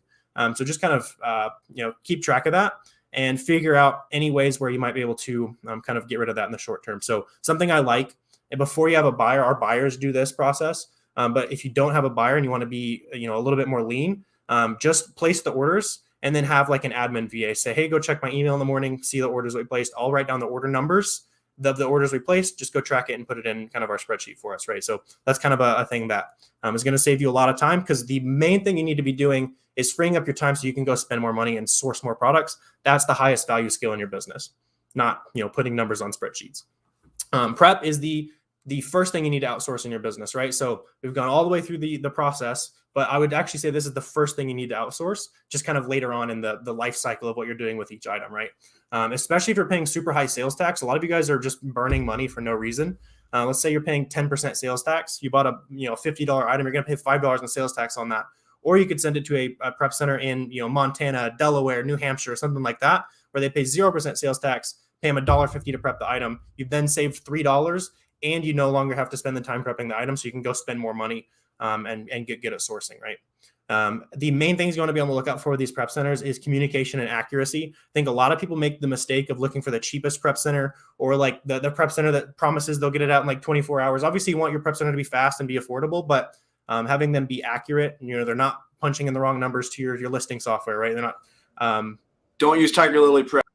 Yeah, there you go. There's your PSA. But yeah, make sure they're communicating well with you as well, right? So who can I talk to if I am sending items to your prep center? Do I have the manager's phone number? It's really important to make sure you're as high up as possible. Somebody can actually, they can actually solve your problems, right? So just dig into Google. I really like trying to find like a mom and pop prep center for this part. For any of you guys who are spending significant time putting stickers on things, when you have money sitting on the sidelines, you should be, at the computer firing up SellerAmp trying to find more items. You are just costing yourself money for no reason. So if that's you, if you're doing, especially if you're doing 20K plus, it's probably time to at least think about getting a prep center, or if your sales tax is really high. Repricing is kind of the next stage in the process. I'm still doing this myself. This is kind of the big thing left that I still need to outsource. But really just set a routine for yourself, once or twice a week, audit those inventory that's not selling very well, it's selling slow. The stuff you have a ton of money in. Also check the items where, you got one quantity left in, you've been selling it really fast. See if you can bump up prices at all to kind of make some extra profit on your way out. You want to go out, like kicking and screaming, right? You want to make as much profit as possible before you're fully out of stock. Restocking is a whole other aspect of the business. This is where your business really, really gets fun with online arbitrage, because with thrifting and all this other stuff, you're not able to go back to the same spot and buy that same item. With online arbitrage, you get to start exploring that world, right? So in that spreadsheeting phase, if you're doing a really good job of logging everything that you've bought, you're recording, hey, I used this 20% coupon on Walgreens, on July 16th. You're going to, that next time that same coupon rolls back around, all you have to do is, search Walgreens, search the coupon code. You're going to find a whole bunch of profit. I'm just kind of waiting for you. And this is something that kind of my team manager takes care of for us. So he just searches that list, a couple times a week, especially when there's a certain sale rolling back around. We'll have, our lead sourcer say, hey, we've got this sale going on. I know we sourced it in the past. He'll go in and take a look and say, oh, we've got, 5 products, so we can just buy all over again. And so the lifetime value of your business is in restocks. So for those of you guys who are feeling like you're just finding that same product over and over again, keep really good track of it, store it in that Google Sheet, and then kind of return back to that, because a lot of the other beginners will forget about these products, but you're not going to. You're going to keep good track of that data. Admin could be a whole other 15 minutes on its own. This I think makes sense to outsource between like 50 to 100K a month. Really, it just also depends on how much time you want to spend on the business. You can always outsource early if you want to make less profit. You can outsource later if you want to grind really, really hard, make a bunch of profit, and then kind of sit back a little bit. It's your business. You can do whatever you want with it. I kind of wished I'd done this sooner. I didn't get an admin until like 200K a month. But as soon as I did, they were able to pay attention to order cancels, missing inventory, ungating, all that kind of stuff that is really taking you guys a lot more time than you think, especially for some of you sellers who are in that 30 to 50K plus a month range. You're probably spending a lot more time on this than you think. So just kind of sit down, write down, what admin tasks am I doing? What things with spreadsheets or, writing an email that GPT could write, like which of those things do you really need to be doing? And kind of an exercise with all this stuff is get as granular as possible and start circling things that you don't need to be doing, right? So within the admin process, maybe you still want to talk to the prep center yourself. That's important, but there's no reason you should be, paying attention to what orders got canceled and just kind of recording that for yourself, right? So there's a lot of examples of that kind of stuff. Just really value you guys' time and try to figure out as much possible time as you can going out and spending that money. So another thing, just kind of wrap us up here. Obviously, we're all on our own timeline, right? I'm on year 5 of Amazon. So if you hear that and it's like, wow, that's overwhelming. Like I want to do that, super soon, or I'm never going to get there. Just remember that you're on your own timeline, right? Take it at your own pace. I just wanted to, again, show you what is going to be possible long-term for your business. That's kind of what we've been able to build. Obviously, I would love to, if you guys have any questions, feel free to, shoot me a DM and anything like that. Just want to leave you something. So starting super hard, right? You're going to make mistakes. Scaling is also hard, right? It's going to take time. You're going to, hire the wrong people. There's going to be so many things that come up, right? But a business that runs without you is worth it, right? You've got what it takes. And today is the day you're kind of going to get serious about it, right? So go take action, go source some products, kind of start thinking about it, right? So if you're just starting out, I've got some takeaways for you guys. Go get SellerApp and Keepa. That's pretty much all you need. It's going to cost you about $40 a month. I've been seeing some people getting overwhelmed with like, what softwares you need, all that kind of stuff. Once you have products, obviously go fire away with GoToLister and all that good stuff. But that's all you need to really get the ball rolling. And then go to that example product. Go to Nike, Great Value, any brands that are going to be sold by other people like me, and then spend 5 hours sourcing. Don't spend 30 minutes. Don't spend 15 minutes sourcing. Go spend 5 hours sourcing. And then if you have any questions after you've spent that time sourcing, I'm super happy to answer any questions via DM. You guys will also have understood so much more after 5 hours. You'll be able to ask way better questions to other people in the community. And stuff like that, right? So I've also got a couple resources for you guys as well. So completely free. We've got the Amazon Launchpad free Discord. I think it's probably the biggest Amazon FBA Discord. I haven't seen one bigger, but we've been able to build it really long. The search bar is like an encyclopedia of knowledge. So if you're not in there, just go join. It's free. And if you're really serious about getting started, we have the FBA roadmap. Thousands of successful online arbitrage students, a bunch of content, private Discord, weekly Zoom calls, discounts, a whole lot more. Won't plug it too hard here, but if you guys are wanting to take it seriously, we've got a ton of good info for you guys in there. But plug it, baby, plug it. It's worth it. Lots of successful sellers built with the roadmap there, money back guarantee, all that good stuff. But the FBA roadmap's amazing. Like I went through it when I first started. Miles gave it to me back in the day, and it's an encyclopedia of just great techniques that aren't always available on YouTube. But I will say this. I really do think, like, if you go watch Warner's YouTube videos and Miles' YouTube videos, particularly the ones where they're sharing their screen sourcing, they're usually like 10-minute videos. You can hear them think, and you can hear them go through why they would buy a product or why they wouldn't buy a product. Don't get too caught up on what products they're looking at. Look at the way they're thinking about the products. And after a while, you'll start to think the same way they do. And I did 300,000 in sales last year, about 30,000 like true profit. I think that's actually including cash back too. So I did like 8% margin, but that was my first year doing online arbitrage. And big shout out to you, man, because watching your videos and Miles' videos helped me a ton. Awesome. Appreciate that. Yes, sir. And I see a ton of questions coming in for you. We'll be getting to those at the very end. Are you going to be able to join us for the Q&A in about 40 minutes? Yeah, should be. Okay, cool. So everyone who's got questions for Warner, we'll be answering them in the Q&A at the end. And thanks so much, brother. Drop a 1 in the chat for Warner, guys. Let's give him some love. Yeah, give me some feedback on that. Let me know if that's valuable, if that's good vision casting. If you're overwhelmed, like, be honest with me. Let me know what you guys think. 100%, yeah. All right, next up we got Mr. Jones. Put Mr. Jones' screen there. Hey here, what's Taylor, going on, guys? How we doing? Taylor's my partner at Miami Sellers Conference. He's one of my best friends. I actually found him on TikTok a few years ago. Found out he was a wrestler and an Amazon seller. Only thing he didn't do was salsa dance. So I'm like, I gotta beat this guy in both those things, and we've been competing ever since. I think he's actually surpassed. I got one takedown last week. So Did you? Oh yeah, he did. But I was wearing tight pants. I mean, if you want to count that, bro, count that. But so yeah, Taylor and I we hit it off pretty quickly, and he's inspired the hell out of me over the years. And he's my co-host with Miami Sellers Conference. Guys, check this out. I paid $200 for these audios, so enjoy them. Miami Sellers Conference. Commit to expanding your network by the best Amazon event of the year. Visit MiamiSellersConference.com today to save your seat. Boom. I need to get like a graphic made for that. I need to make that a little bit cooler. But yeah, Taylor helps out with that. And we wouldn't have done these events if we never met each other, and we lived in like a crappy Airbnb in Miami back in the day. And one day Taylor and I were talking about like a Grant Cardone event or something. We should do our own event, and now we do one every year. That's coming up in January. Thanks for doing this, brother. I'll let you take it away. All right. Yeah. Thanks, dude. Thanks for having me on. Excited to share and hopefully help some other people kind of have some of the same insights that I'm having. So, okay. Can you still see my screen?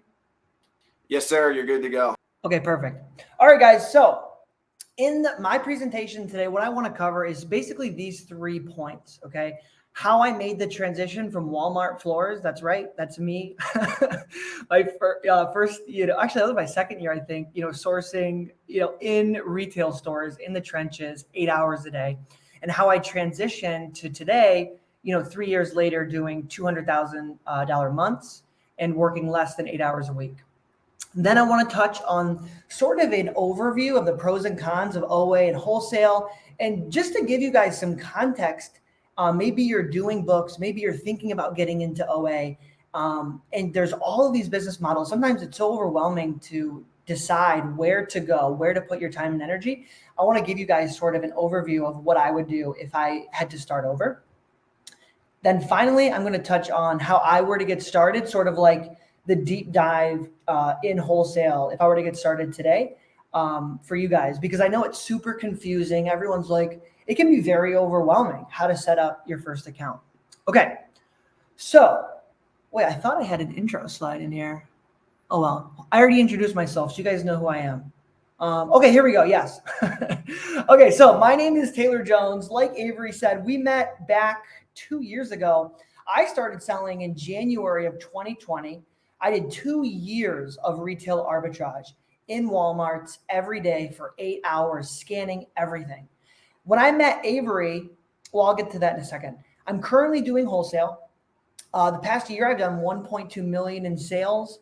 My ROI I'm averaging right now is about, I think, 40%. So it's improved. I think last year was only like 18. So I'm getting better as I go. And the most important thing and the main intention of my talk today, guys, is I want my time. I want to be able to leverage my time and capital and intelligence so that I can spend my time doing other things. I never want to have to go back to working 8 hours, 10 hours, 12 hours a day in Walmarts. So I hopefully this, at the end of the next 10, 15 minutes, you guys will have the wisdom to be able to do that yourself. Okay. So like Avery said, when I met him 2 years ago, I was grinding. And when I saw what he was doing, he was running restricted inventory. At the time, I think he was, building an audience, making content, and he was making 6 figures entirely from his phone with a team of virtual assistants. And I was like, I knew there has to be another way. And I basically switched to online arbitrage overnight. Okay. Now, I want to speak to you guys about the pros and cons of wholesale versus OA. So when I got into online arbitrage, I loved it for a couple reasons. It allowed me to, like Steve was saying earlier, he can work from anywhere. So what you do is you remove that dynamic or that need to be in a physical location. That is a huge time drainer. You have no idea how much time that takes. So I love that about OA.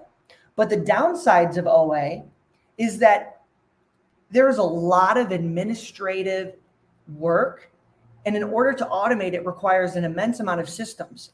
Warner, I'm so glad I didn't go into it, brother. You've covered everything amazing. As you guys saw, like there is a lot of tactical, strategic information that goes into delegating an online arbitrage business. I also noticed that with all of the rise of content in social media, there and so many people sharing about online arbitrage, there's actually a lot of competition and there's zero barrier to entry. Online arbitrage, anyone can go on Kohl's.com and place an order and sell those products on Amazon. What I noticed is that wholesale actually has a little bit more barriers to entry because a lot of people aren't willing to pick up the phone and call suppliers. Okay. And if you guys are, wondering how this pertains to you, if you're doing books or you're doing retail arbitrage and you're considering getting into OA or wholesale, it comes down to a variety of factors, which I'll cover in a little bit. So the third thing, it takes hours to place 10 unit orders. If you want to get 1,000 units and it takes 10 minutes to place a 10 unit order on OA, you might be on your laptop for 3 or 4 hours placing all of those orders. And then you're constantly looking for new leads. So what I realized is I met a few new friends that were doing wholesale. One of them is Kingpin. He'll be speaking next. Big shout out to him. He's been a huge help in my growth and my journey. What I realized about wholesale is it really eliminates a lot of these problems that online arbitrage has. Now, before I talk about this, I want you guys to know I am not smashing online arbitrage. It's a very great business model. You can make 6 figures profit a month. It's great. If I found a good lead tomorrow, I would still place an OA order, but I want to invite you guys to entertain the idea of wholesale. And I'm going to show you in the next 5 minutes why it's actually way more simple to get started than you might think. Okay. You really don't have to worry about order cancellations. There's a decent barrier to entry I already touched on. You can place huge orders in a single day, and you don't have to worry about these Shopify checkout portals. And then finally, all you really need is 2 or 3 good suppliers, and you can restock those products for months, maybe even years. Whereas an OA listing, typically these listings oftentimes tank in a matter of months or even weeks. Okay. So I really wanted to say this. What I'm realizing is wholesale is exciting because anybody can go on to Kohl's.com and place an order of 100 Nike socks. My mom can do that. Very few people are willing to pick up the phone and call suppliers. And that's probably the most exciting part about wholesale is it takes a little bit of fear of rejection that you have to get over. But if you're willing to do that, you can make so much money and save so much hassle that OA presents. Okay. So the main points, okay. OA is better than RA when it comes to scaling. You are going to waste time doing RA. If you guys are doing RA and you're thinking about getting into OA and you have at least 5 to 10K worth of capital, please consider jumping ship sooner rather than later. Second, low barrier to entries make OA more competitive, in my opinion, than wholesale. And if you're going to do OA, try to pick a unique niche of products. Okay. So the final thing that I want to touch on, guys, is how to start wholesale. So maybe you guys are doing OA and you have, maybe 20, 30K liquid, you have a 5 to 10 leads, you're cranking, and you want to get into wholesale, but you have no idea where to start. So that's kind of the person that I'm talking to. Or maybe you're running a book business and you also have, 5 to 10K worth of capital.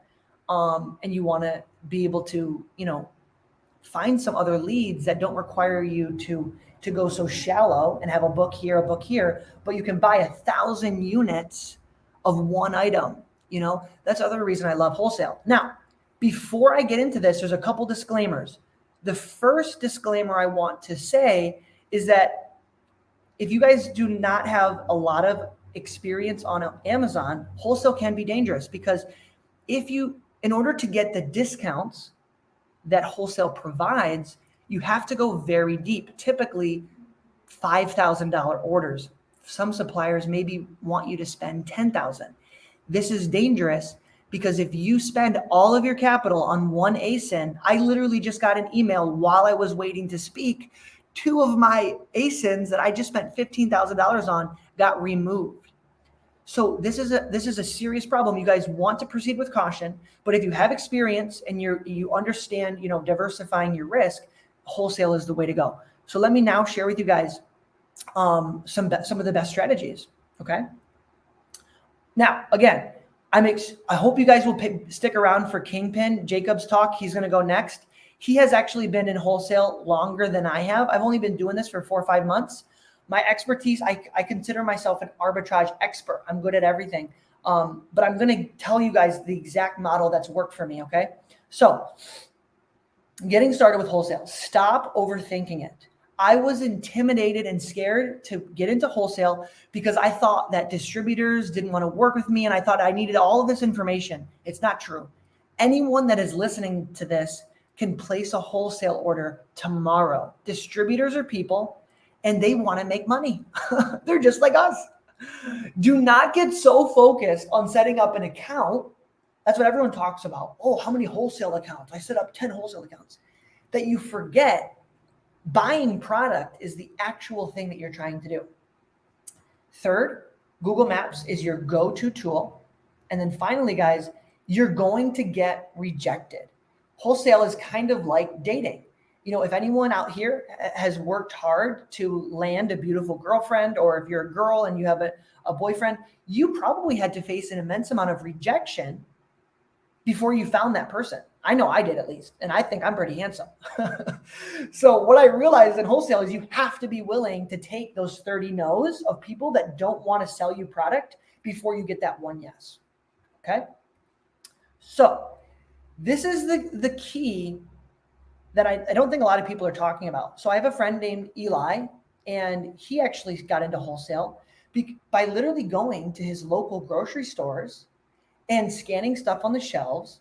But instead of buying it directly and going to the checkout, he would go to the owner and say, hey, I noticed that you guys have this can of tuna. I'd like to buy it from you in bulk. Can I place an order with you? Because all of your local grocery stores, pick any industry, they have either brand direct accounts. So for example, Uptime, this is a brand of an energy drink, and I bought this at a gas station. If I were to go to my gas station, they probably have an account with Uptime that they buy this in bulk for $1, and then they sold it to me for $3. Well, Uptime or the gas station's not going to sell you this for $1, but if you buy 1,000, they might sell it to you for $1.50, because guess what? They still make 50 cents on you. And that's what I'm suggesting you guys do to get started. Go to your local stores that have these wholesale networks and just try to get in with them when they place their orders. They're going to upcharge you a little bit and everybody wins. I also have another friend, I don't know personally, but my buddy Jameson told me, who buys from beauty salons, bulk shampoos. Now, you have to be careful because some of these brands do have sort of, non-disclosure agreements or whatever that basically say, you're not allowed to sell this outside of your storefront wholesale. So you have to be careful and you have to do your due diligence, but this is a huge opportunity that a lot of people are not taking advantage of. Okay. Now, here's the key. Neither of these people are distributors per se. They're actually retailers. My gas station is a retail storefront. They're selling to retail customers. This was a retail purchase, but they already have that brand direct account, and I just can place an order with them. Okay. Now, how to start. Basically, all you guys have to do is go to Google, and this is actually a screenshot of my hometown, Rochester, New York, and you just type in any industry, supplements, salons, shampoos, literally anything, okay? And you find a website or a storefront. So here we have Vitamins Choice. This is on Ridge Road over here. And look, they have a website. So we just go on their website and you find a supplier that sells name brand products. Now, you can't choose don't call Whole Foods or GNC. I mean, you could try if you want, but that's going to be extremely difficult to land. But a smaller little mom and pop shop like this, they only maybe have 1 or 2 employees. They might be willing to work with you. And then you go to their website. So look, this is Vitamin Choice Outlet. And then all of these products, I think Life Extension is actually an IP complaint, so don't sell that. But both of these products are on Amazon, and they're selling on their website for $22. So all you have to do is call up Vitamin Choice, or preferably email them. That's what I like to do, and ask to speak to the owner, and basically just say, hey, can I buy some products in bulk? Now, what you're looking for, this is really, really important. This is probably the last step of the process. You do not want to forget this. Before you contact and speak to the owner, you need to do your due diligence, and you want to figure out which products you want to buy from them, because they're very unlikely to want to work with you if you're just like, hey, can I buy 1,000 units? They're going to be like, who the heck is this guy? But if you come with them with a specific product, like, hey, do you guys have this? You think I can buy it in bulk from you? They're going to be really curious. They're going to be like, well, how many do you want? And you just start with maybe 100, 200 units and ask them, can I get it for this price? And you kind of want to test the waters. You call enough people, you're probably going to find that there's enough margin there. Okay. So email the supplier or call them and just introduce yourself, ask to purchase with them in bulk. And if you order 500 units, they might only make $1 a unit, but it's no extra work on them. All they have to do is just add it to their order, So that's pretty much it, guys. I hope you got some value out of this. I know this was an extremely overview type thing, but I feel like if I would have known this information earlier, I would have gotten into wholesale way sooner. I was extremely intimidated. And I want to leave you guys with one quote, which is, the darkest moments are always right before dawn, which is basically, I know you guys might listen to me, Warner, Steve talk, and you're like, wow, these guys are making tens of thousands of dollars. I feel so far away from that.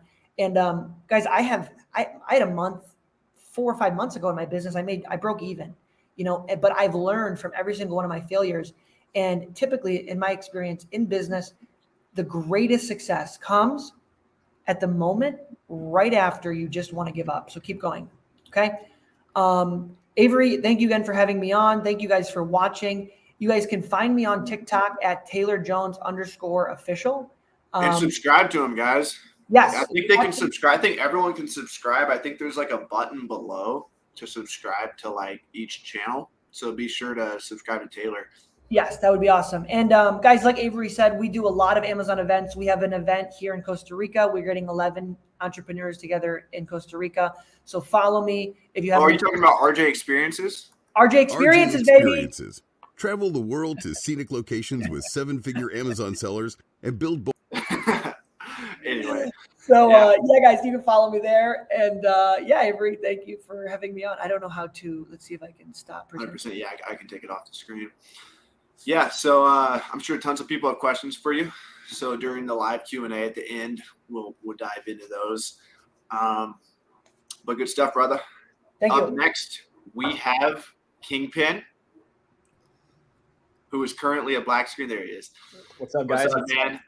We're going to have Kingpin expand on what Taylor just went over. So we're going to go over a little bit more advanced techniques.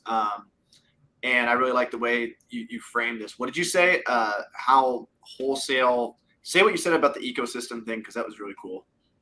Oh, all I said was why wholesalers are important in the Amazon ecosystem. Yeah, why wholesalers are important in the Amazon ecosystem. I think a lot of people look at themselves within the Amazon space as leeches.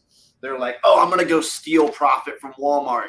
I'm going to go steal profit from libraries. And they don't want to talk to the librarians. They don't want to talk to the managers because they feel like they're a leech. They're like, I'm going to go take they don't know these books are profitable. I'm going to take them.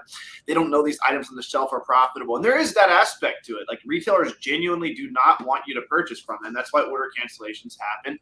That's why OA is sometimes difficult. That's why wholesale is difficult. But in the grand scheme of things, like Taylor was saying, these businesses want to make money. These distributors want to make money. These retailers want to make money. So I like how you phrase that, how wholesalers are essential to the Amazon ecosystem. And I'm excited to have your talk on that and learn a little bit more about wholesale.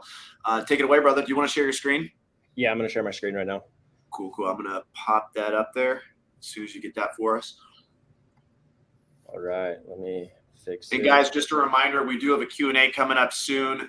Be sure, real quick, before I pop up his screen, be sure, guys, I'm getting a lot of emails from people. I know some of you guys are already existing GoToLister users, but be sure to click on free trial on our website, GoToLister.com. Go through all the influencers links below. Go through Warner's link if you're watching on Warner's channel. Go through Steve's link if you're watching on Steve's channel. Taylor's link if you're on Taylor's channel. That way they get a kickback.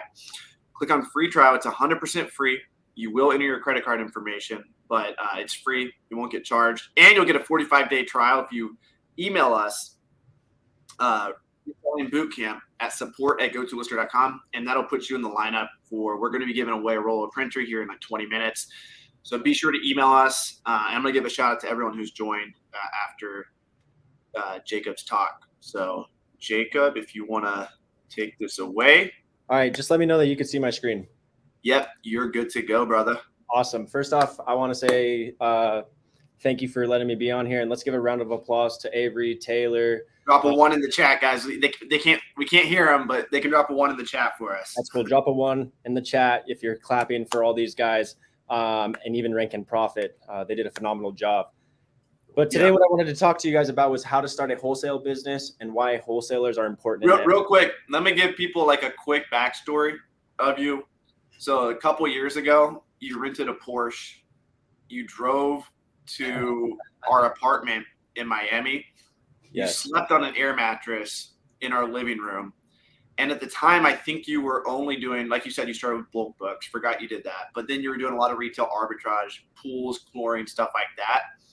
Fast forward 2 years, I find out this guy did $500,000 in 1 month last summer and built a wholesale business. You know, he did everything, you know, Amazon Lit and these guys talk about. Like he actually went out there and took action. And so I'll just say, man, it's very inspiring, you know, seeing you come from a rented Porsche, sleeping on an air mattress, to you actually purchased a Porsche recently. Actually, an Audi R8. Oh, it's not a Porsche, whatever. I'm not a car person. That's you okay. dropped it in our group chat. So, yeah, super inspiring, man. But I'll let you take it away.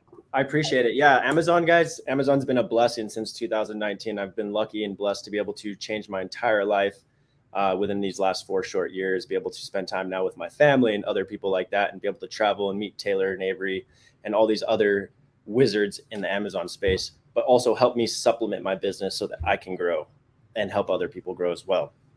But again, what we're going to talk about today is how to start your Amazon wholesale business and why Amazon wholesalers are important in the ecosystem. Okay.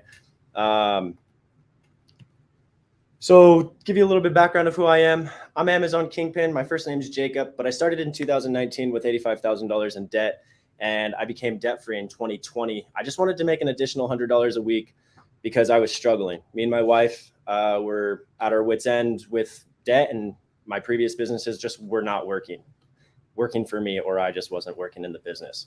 That's my child to the right and my wife. So you guys can see that I'm pretty busy. I spend a lot of time with them when I have time off, and on the weekends, I spend a lot of time with them. To be 100% honest with you, I probably spend about 10 to 20 hours a week, give or take, in my business.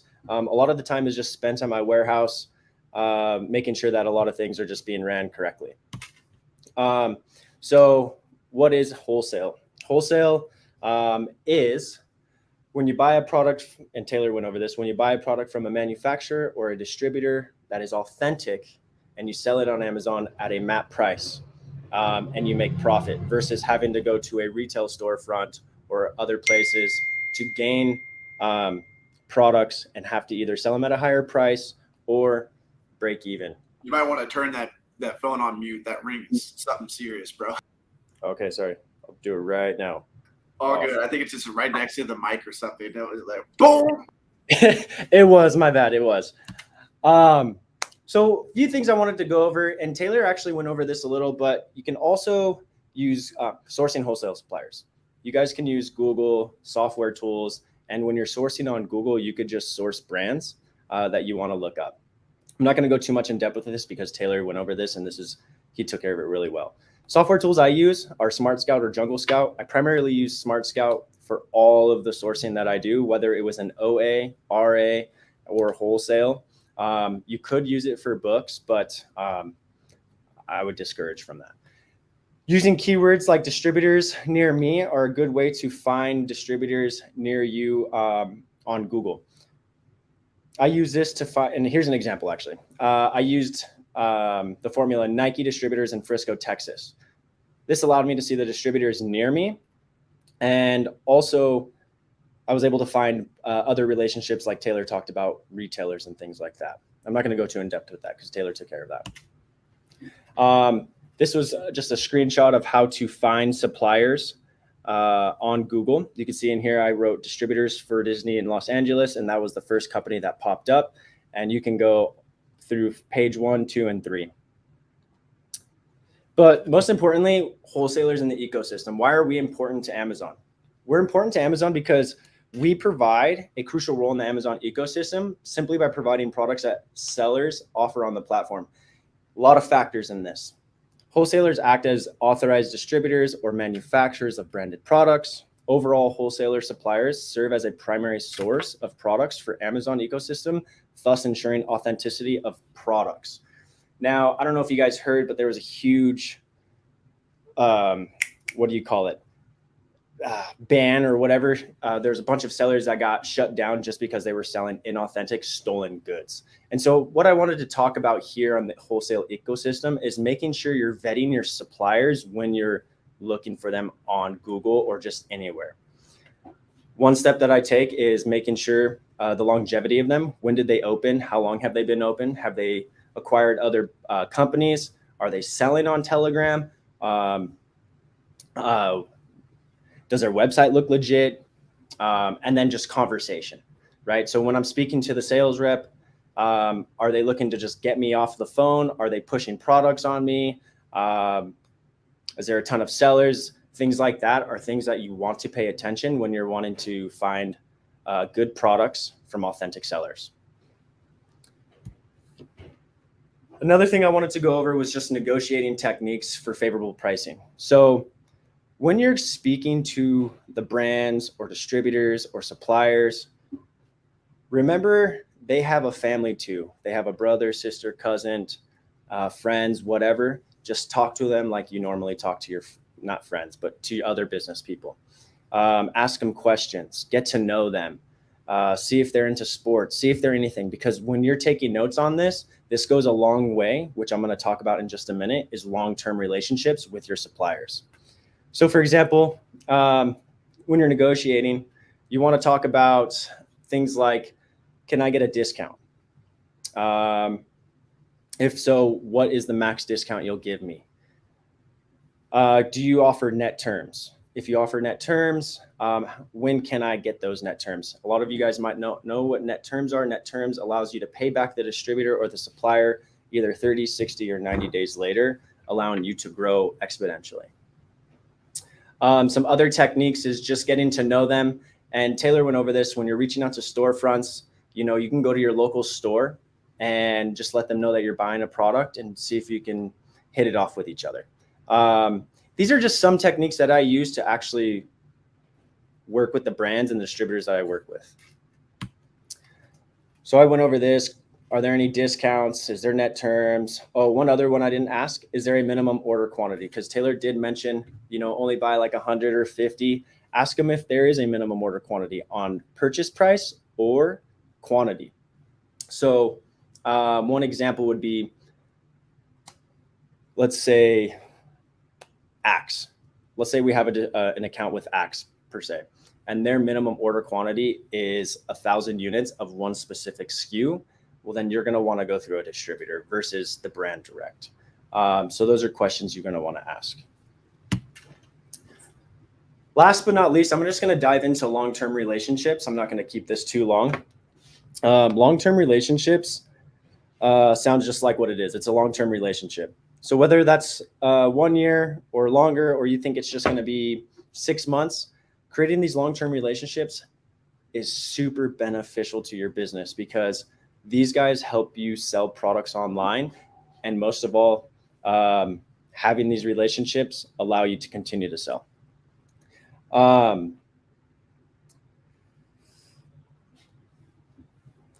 Another thing with long-term relationships and when you're negotiating, something that I see a lot of my account managers do is they try to be very transactional. Try not to be transactional, because at the end of the day, we want to buy these products. We want to just continue to replenish these items or whatever the situation might be. But again, fall back on, they have a family, they have friends, they have cousins, things like that. Maybe you can get to know them. And there's a lot of those other things that factor in play.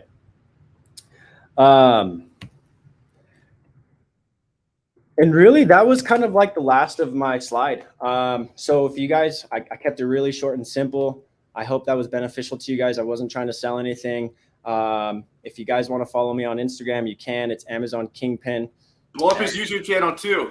Below, click on that YouTube channel. Click on that. So I appreciate Avery. Thanks for letting me be on here. Taylor, you guys. Guys, go follow Jake. Jake helped me out in so many ways. Yes, sir. He's honestly 10 times smarter than me. I appreciate that, Taylor, but no making assumptions there. All right, guys. We're going to dive into Q&A.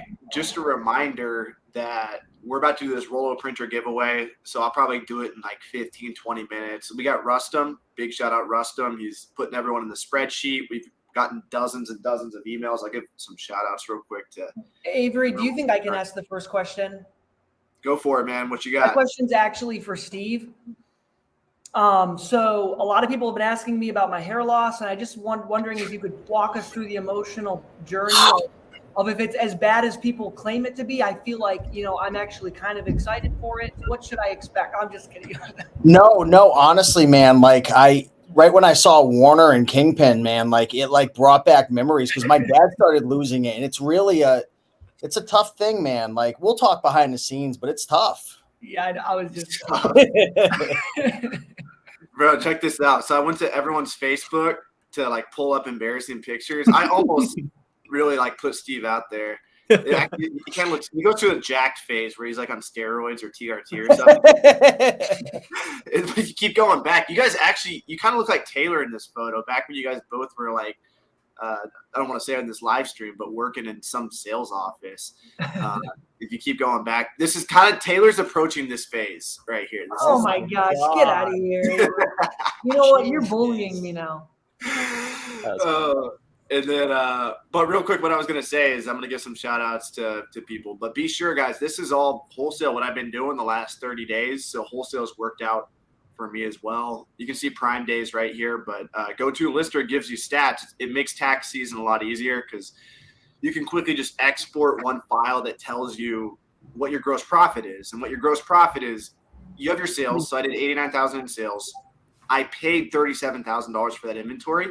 Amazon charged me $18,000 in FBA fees, in Amazon fees.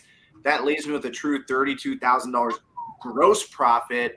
Of course, we still have to account for prep fees. If you use gas, you had to go, go to the store to buy an item. You have to account that in, whatever else you have. But this is just giving you how healthy is your business and a quick glimpse. And you can update your buy costs directly in GoToLister. So GoToLister is extremely valuable for wholesale, OA, tracking your true profits. And we got a lot of cool stuff coming. Currently, we're only $50 per month. And I promise you guys, everyone who enrolls now at $50 a month, I will never raise the price on you. But once we really incorporate some of the requests that we have. We're integrating with Seller Amp. We're coming out with more inventory management. All these different things. The price will go up, but I will never raise the price on people who join now. So just wanted to say, we're getting tons of emails. Shout out to Crystal, Gabby. Great finds for us. We got Aaron, Mabel, Dustin, Zahir, Direct Swap. We got Jones, not Taylor Jones, another Jones. We got Caitlin, Michael, Sarah, Braden, Emmy, Yella, Kalisha, Brandon, Christoph, a lot of others too. So thank you guys so much for trusting us with your listing needs. And also, I wanted to put it out there, we can't see your items unless you give me your login. So Steve gave me his login for GoToLister, so I can see exactly how much profit he's making. But if you're worried about, I know OA people are really worried about storefront stock and stuff like that. So you don't have to worry about us stealing your products. All right, guys, let's dive into some Q&A. I'm trying to rotate it evenly among all these speakers. Let's see if I can get a sexier view for all of us. Nope, yeah. That's weird. Yes, Q&A. Yes. I love Q&A. Is this cool for you guys, this view, or is it still weird? Like, am I doing something? I think that's the best. There we go. Taylor, you're all right. Well, I'll just fire away, guys, and then we can just rotate evenly for who's best. What's the best AI repricing software? I'll let Warner or Steve take that one. I don't think there's necessarily like a best repricer. They all do different things right now. I use BeCool. I've tried a lot of other ones, but we use BeCool right now. I think BeCool is the only one doing AI repricing, right? Or are there others out there? Seller Snap. There's a lot of them doing AI. It's a buzzword, but yeah, there's a couple doing AI. Yeah, I'm kind of curious what that actually means. But do you know what it means? Like, do you know what it's supposed to react to your competition? Okay. Like, there's so much potential, man, with artificial intelligence. Does GoToLister show new used buy box prices? Well, what we do is we have smart pricing, so we price your items higher if they sell faster. We tell you when there's no prime offers. We automatically price your item 20% higher if there are no prime offers, because you should be able to get more profit that way. We're actually, in the next week or two, we're doing a lot of cool small features right now. You can add min-max pricing. And in the next week or two, we're going to have like a quick little price display, so you can quickly select new buy box, used buy box, FBA offer 1, 2, 3, whatever you want. How much will we be paying monthly for subscriptions to sell books, Scout IQ, Keepa? Starting out, you really just need Scout IQ, so $44 a month plus. What is it? $39.99 for an Amazon Pro account, or is it $49? It's $39. It's $39. Yeah. $39. Okay, so yeah. You're at less than $100 for subscriptions. Another question for Steve: when determining buy cost for eBay to Amazon flip, what's more important, the current price or the current buy box price? I mean, they're all things to take a look at, right? I mean, the buy box is great, but the buy box rotates. So for me, like when I'm looking at an item, I'm also taking a look at Keepa to see where it's been, where it is now, where the merchant price is, where's the current competition, is the number of sellers up, is it down? So there's a lot of things to look at besides just the buy box. Not to make it too complicated, I know I've talked with Taylor and you, Steve, kind of behind the scenes about this, but the buy box it really doesn't exist the way we think it does, because if you're an East Coast customer versus a West Coast customer versus someone in the middle, like you see different items on Amazon, therefore there's different buy boxes for different parts of the country. And so you could buy box on the East Coast, but not on the West Coast. Warner, have you thought much about that? Yeah, I mean, we have a Montana prep, which is not ideal. But I mean, like in terms of like repricers chasing the buy box, like have you thought much about like what does that even mean? Like, are they comparing to an East Coast buy box? Or? It would only matter if you only have a couple in stock, and if you only have a couple in stock, you're way overthinking it. Yeah, right. It's just like I wonder if like some repricers, like I wonder if it's based on their like location. I don't know. Like I need to like get Scott Needham on this call to get to the bottom of that. If there's no FBA offers, we got a question from Shabir. If there's no FBA offers but FBM, is that a good sign to FBA the ASIN? Yes. As long as it's not hazmat, then yeah, for sure. You'll be making so many sales. Yeah. Yeah, and that's kind of the concept with GoToLister. When you list an item that doesn't have any FBA offers, we highlight the item purple for you, because so many people would just send it in at buy box price, and if a merchant's at the buy box price, you can price 20, 30, 200% higher sometimes and buy box and get the sale, especially with used books. You can reprice used books like triple the low merchant price and still buy box. You just got to be careful with the high pricing errors nowadays. Like Amazon is just crazy with the high pricing errors. They are. I think it's a lot different for like thrifters and eBay to Amazon folks versus like wholesale and traditional OA. Like everyone's somewhat typically like, you don't usually see like the crazy like jumps that thrifters and like, you know, E to A people see, but like, yeah, you got to be careful with that, especially with no FBA sellers. If there's no history of FBA being on it, or you don't see any FBA, a lot of times if I jump on those listings, they just hit me with a high pricing error and they like want me to sell something that's like discontinued from 10 years ago for like $20. It's ridiculous. Yeah. That's so frustrating. Like they literally won't make the item go active unless you like reprice it at poverty levels. We got the 10th inning saying, what ratio of sellers to amount sold per month do you look for in wholesale? I'll let Kingpin take this. So what ratio of sellers per month? Okay, what ratio of sellers to amount sold per month are you looking for? Since you're buying a lot more than arbitrage. Good question. To be honest, I mean, it's really units per sold and then how many sellers there are. If I can get 50 to 100 sales on an ASIN, then I'll buy it. I rank right now. It's been kind of challenging. So I try to focus between 4 sellers and 15 sellers. I don't try to go any higher, and I try to have a minimum of 1,000 sales per month on that specific. Do you count all the sellers, or do you only count sellers within like a competitive price? All sellers. Okay. I count all sellers because I run both methods, FBM and FBA. And so I have to consider that. But like, would you count someone, let's say you're selling a product that's selling for $69. Would you count someone who's at like 89, 90, or would you not factor them in? Yes and no.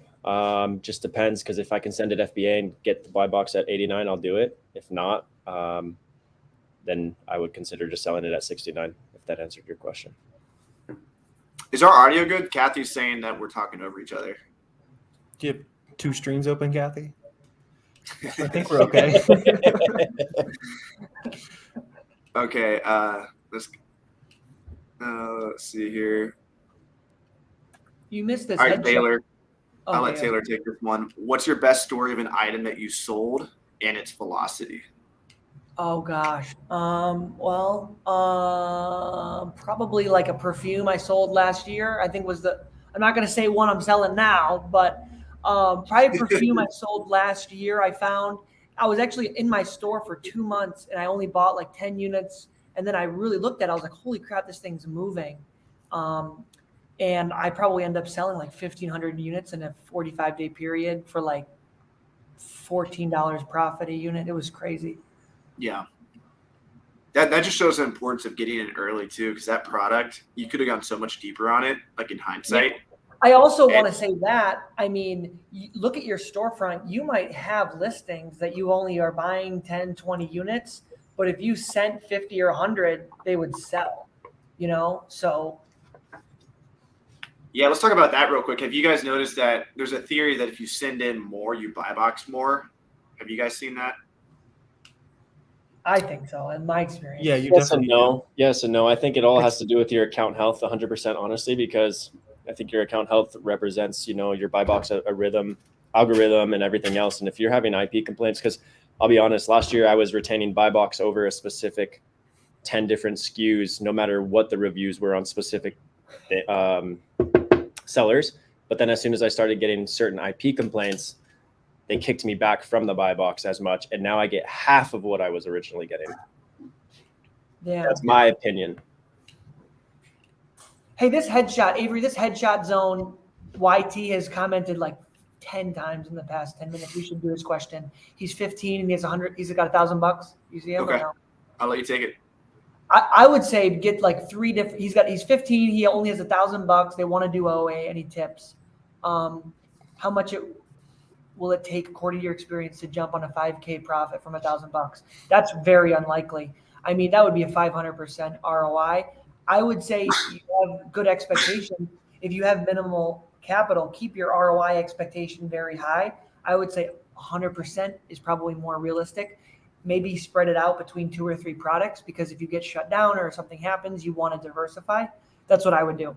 Yeah, I feel kind of old you school should go for to the this answer. thrifts. Yeah, you should definitely go to the thrifts with $1,000. Yeah, If you're yeah, thrifting, $1,000. that's every dollar he has. Go to the thrift stores, start reselling stuff. Like, Yeah. and then once you got get 2 or that 3, 100% then waste it. ROI with that. You'll get at least 100%, but probably 400 or 500% if you're hitting up thrifts. If you're getting items for free, the ROI is infinite. You know, so like put the work in. I just met with somebody here in Austin, Texas. They just signed up for Go-To-Lister. I meet up with my Go-To-Lister people when I travel, and he's putting the work in. He used to work Uber, and now he's just putting in like 20 hours a week. He's sitting up the Goodwill bins. He's taken a day off from work to go to a bookstore that's having like a giant book sale. And so like this guy's hustling. Like if you put the work in, you'll get the results. But I can also see like another perspective. If you do want to do OA and learn OA, I can see the argument for starting out just doing it, you know, so you learn the ropes. But if you're truly trying to turn that $1,000 into like $5,000 profit as quick as possible, go hard on books. Agreed. And if you're strategic enough, you can also do it wholesale. It's just it's going to take a little longer you finding a supplier, but it's worth it, and you can make $5,000 in your first month. We got tons of questions coming in. Let's try to keep it moving. We got a question for Steve. How many products are gated? I know there's DVDs, Legos, Disney. All those are easy ungated, but I'll let Steve take this. Any other categories or brands you need to be ungated in? I mean, if you Google it, there's a whole list of like categories that are, you know, ungated. I don't know them off the top, but the best thing to do is just scan products with the Amazon Seller app, or try to add them in Amazon Seller Central. Certain items will be auto ungated. And then certain, you know, brands and whatnot, you'll have to buy 10 of an item from a distributor or whatnot. I'm actually getting ready to put out some YouTube videos sharing how to get ungated in different brands. Like for example, Lego is a great one. Like you go to Lego and you can like, I think you get like a triple ungate, right? There's like Lego isn't there Lego that's like mixed with Disney and Star just get Wars? the Darth Vader keychain or Star Wars keychain. Like that's the classic. Yeah, you Disney, Star Wars, and Lego. Like yeah, a lot of people, it's like, it's so funny. Like over the years, like people would charge you thousands of dollars to get ungated, but it's like actually so easy. And I want to give a shout out to, I don't know if it was Warner or Miles who did it first, but I never really shared ungating information super publicly. And one time Miles like called me out. You were actually like on KT's private coaching call. He called me out for like not sharing it. And I'm like, dude, like people in the community, when I would talk about it, would like text me and say, don't share this information. So I felt like, I'm like, oh, these big cats in the community are telling me not to share it. Then maybe I shouldn't. I put it out there, and then I didn't know anybody, so no one could get mad at me. I was just making videos back in the day. Yeah, like, that was when I so first. Shout out one. to you guys. Like everyone's like, it's so easy these days, and I think it was always kind of easy, but nobody really knew how to do it. That's my theory. I do got to run. I got a team meeting to go run. I'm a couple minutes late. Okay, cool.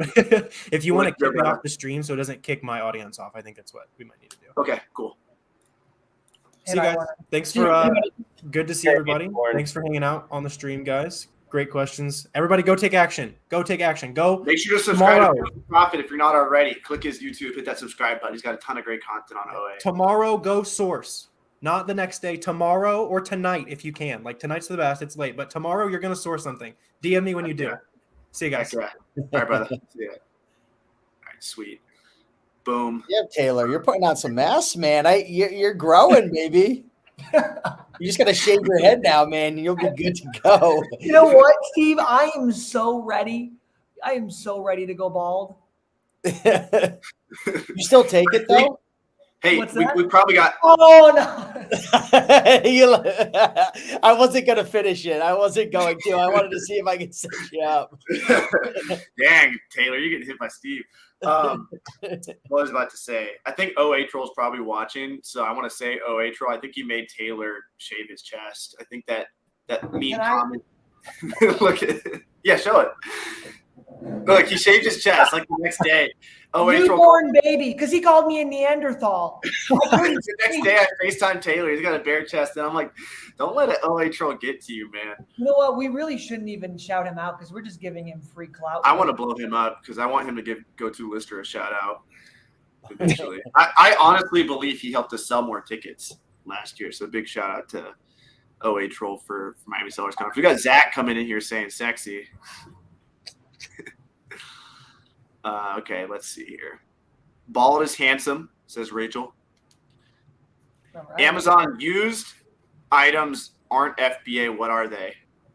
Oh, you can FBA used items. FBA is just you send your items to an Amazon fulfillment center and they get prime shipping. That's all FBA is. And if you guys get this is for books, DVDs, all this stuff. I don't know if I should share this, but I'm going to share it anyway. So one thing I do, or I used to do when I was selling books that I was not restricted on, but you couldn't sell, but you could sell what's the word? You couldn't sell it new, but it was a new product. You can only sell it used.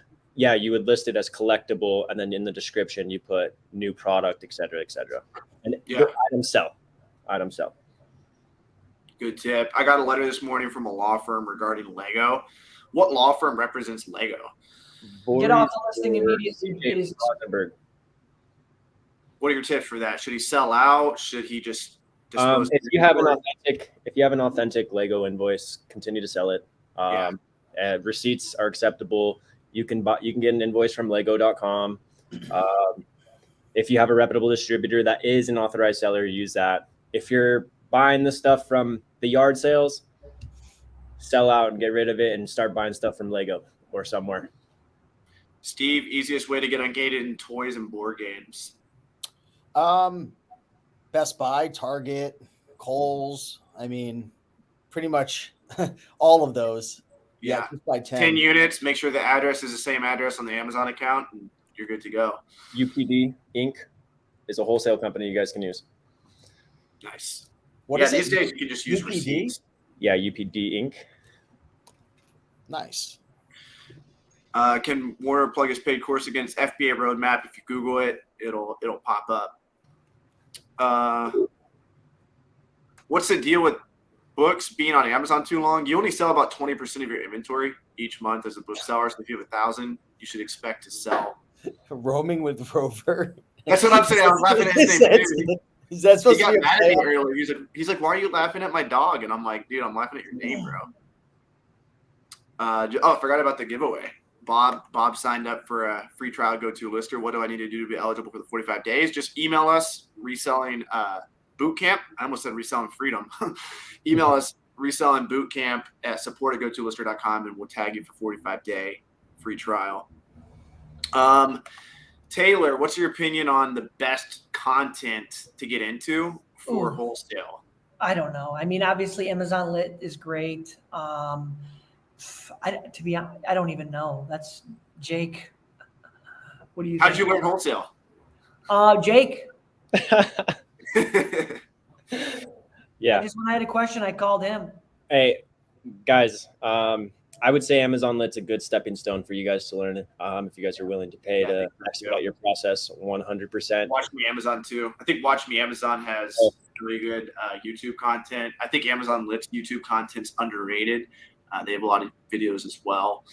So and if you guys ever want to reach out to me and ask me, I'll answer your guys' questions on Amazon Instagram. Kingpin on IG. Go DM him. That's roaming the Nice. rover. Yeah. Nice. Let's see. I'm not seeing links below the YouTube video for is it somewhere else. I mean, if you signed up through Taylor's link or Steve's link, just let us know, and we'll make sure to tag their email so they get that coffee money. See what other questions we have. It's going to be more than coffee money. Don't you worry. 400 books FBA. Can I still put love note in the books? You can put if you're merchant fulfilling books, you can put notes and request either reviews or like if you have a business like a brick and mortar or a brand, that's a good strategy to get more customers. Out of nowhere, just got an IP complaint, hired a lawyer because I couldn't account health tanked to 208, then it went back up to 288, but I still have a few to get rid of. You guys want to talk about IP complaints and account health? We were kind of talking about this a little bit. My personal belief, and you guys can disagree with me, I have friends that sell lots of books and they have 40 plus IP complaints at all times from smaller publishers. My experience is you can get dozens of IP complaints from small brands that aren't powerful, but all it takes is one IP complaint from a brand that is powerful. For example, OZ Law represents Pearson, Cengage, McGraw-Hill. You get an IP complaint from them, your account is like guaranteed to get shut down. But all these other small publishers in the book world, it doesn't really matter. I can't speak too much for other categories, but Kingpin, you want to talk a little bit about that? Kingpin and Taylor, IP complaints?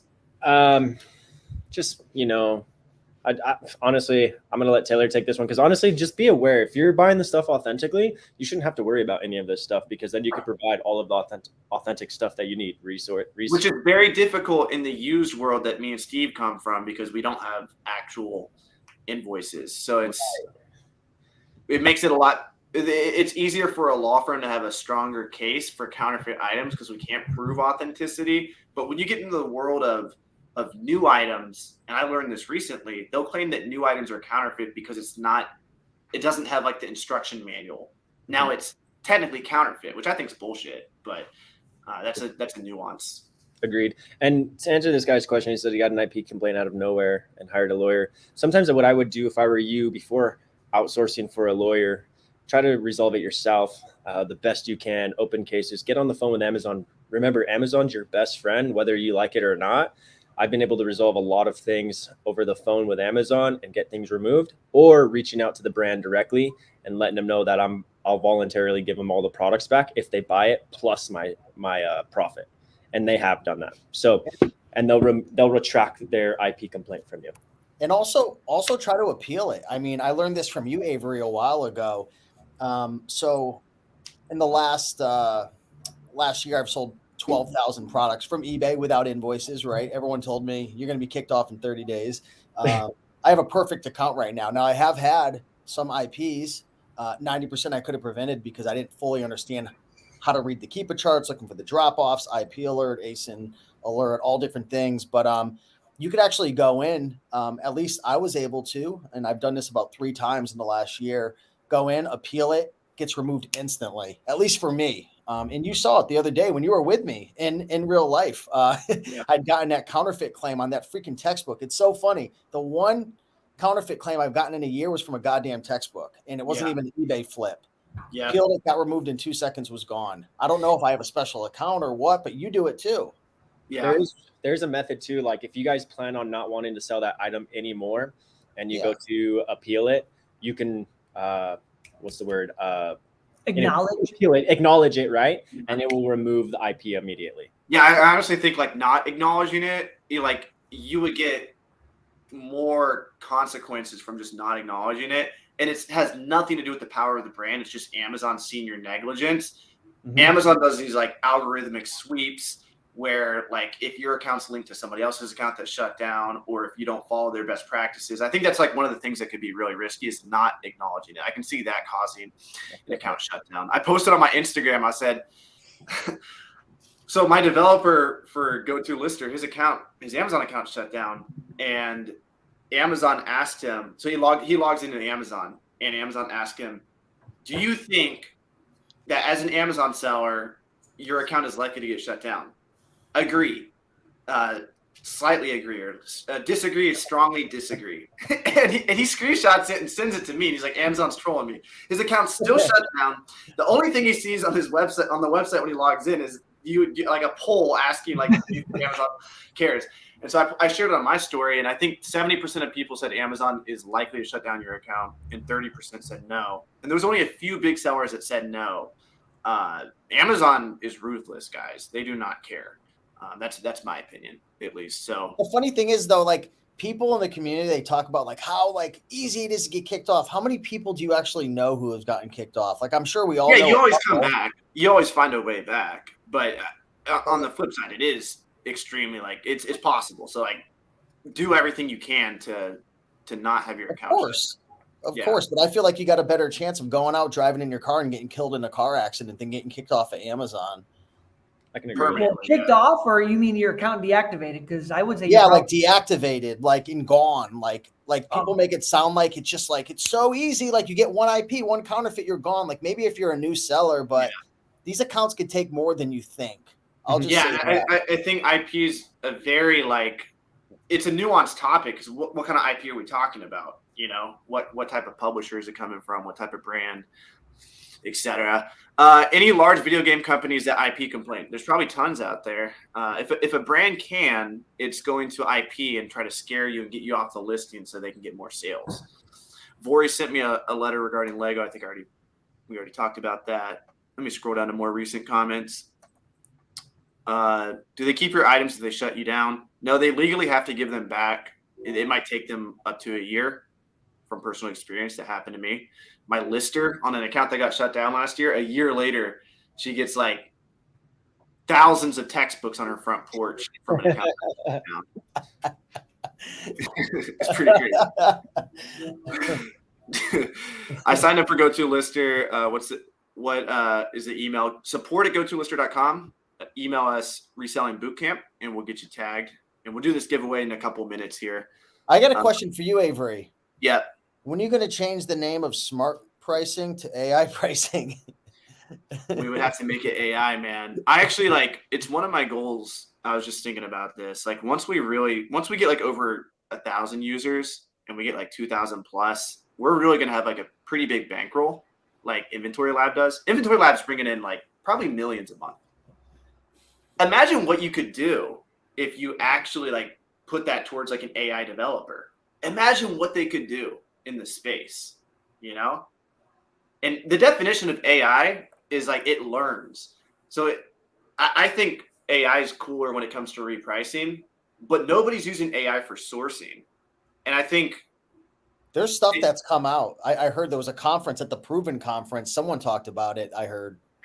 Yeah. I mean, like, to just think about it, like GoToLister has everyone's sales data. So like, we would probably have like a thing that would say you have to consent to have your sales data contribute to this like brain like that learns this AI. So this brain's learning from all of our sales data, and then you have Seller Amp or any type of tool out there that knows that all these products have been sold on Amazon for X price, and so then it can just learn as time goes on based on like current market conditions. Heidi, the girl that sold textbooks, she was actually building an AI like 3 years ago for textbooks, because textbooks go up and down in price depending on the time of year.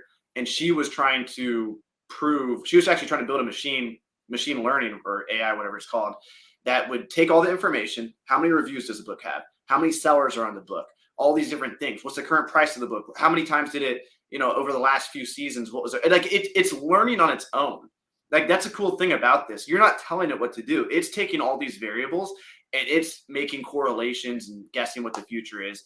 And so I think Seller Amp or a lot of these softwares, like they can take our sales data, and in the future, I think it's going to be like really scary / cool what it's going to be able to present to you. We got Book Hunter in here saying, what do you guys think about Amazon lending? If they offer you a lot of money, it seems like the number keeps growing as you take. What are all y'all's opinions on that? I think Amazon lending is great. I mean, what are they going to charge you? 12% interest, but it paid off in 3 months. So, I mean, if you can make a 40%, 50% ROI, like why would you not take the money? Unless you have other lending options that are going to be better. If you have a 0% APR credit card, then don't take it. But if you're strapped for capital and you want to keep buying, I think you'd be stupid not to take it. That's my opinion. What about you, Kingpin? What do you think? You're muted right now. I say, yeah, loans work. I would take the Amazon loan. I took one 2 years ago for $57,500. I didn't use it until the last 2 months I have the loan, but it's helped me supplement my business. So how does that work? Does it drop in your account or something? So there's a Marcus loan and then there's another loan, and the Marcus loan is a line of credit, just like a HELOC or something. And so you can withdraw that cash whenever and pay it back for 2 years. And then the other loans, they deposit it right into your account, and then they withdraw it from your 2-week paycheck. And so it's good leverage. If you guys have an opportunity to use it, just get it, and you never know what comes in the next year, Yeah. I will say I lived with Steve for a year. He is Jewish. Served him well. What's your opinion on honest opinion? What would Dave Ramsey say? No. I mean, I think it depends on your level of experience. I think if you're a new seller, I mean, first of all, if you're a new seller, they wouldn't be offering you that much. But if you have access to a lot of debt as a new seller, I think it's stupid. I think you're putting yourself at a big risk if something goes wrong. Things always go wrong in business. Yeah. And if you don't have like a lot of assets or anything or a way to dig out of a hole, I think it's somewhat dangerous. But I would say I'm not an expert. I've never taken loans. I don't have any debt or anything like that. But they're offering me like 105,000 right now, and I'm not gonna lie. I looked into it, but my Judaism got the best of. You see what 1,000 ASINs just did? What? Took a $500,000 loan and went to Italy. But why does that? I mean, it was just a coincidence. It was just a coincidence. But he took a $500,000 loan, and he happened to end up in Italy a week later. So we don't know if those events are correlated or not.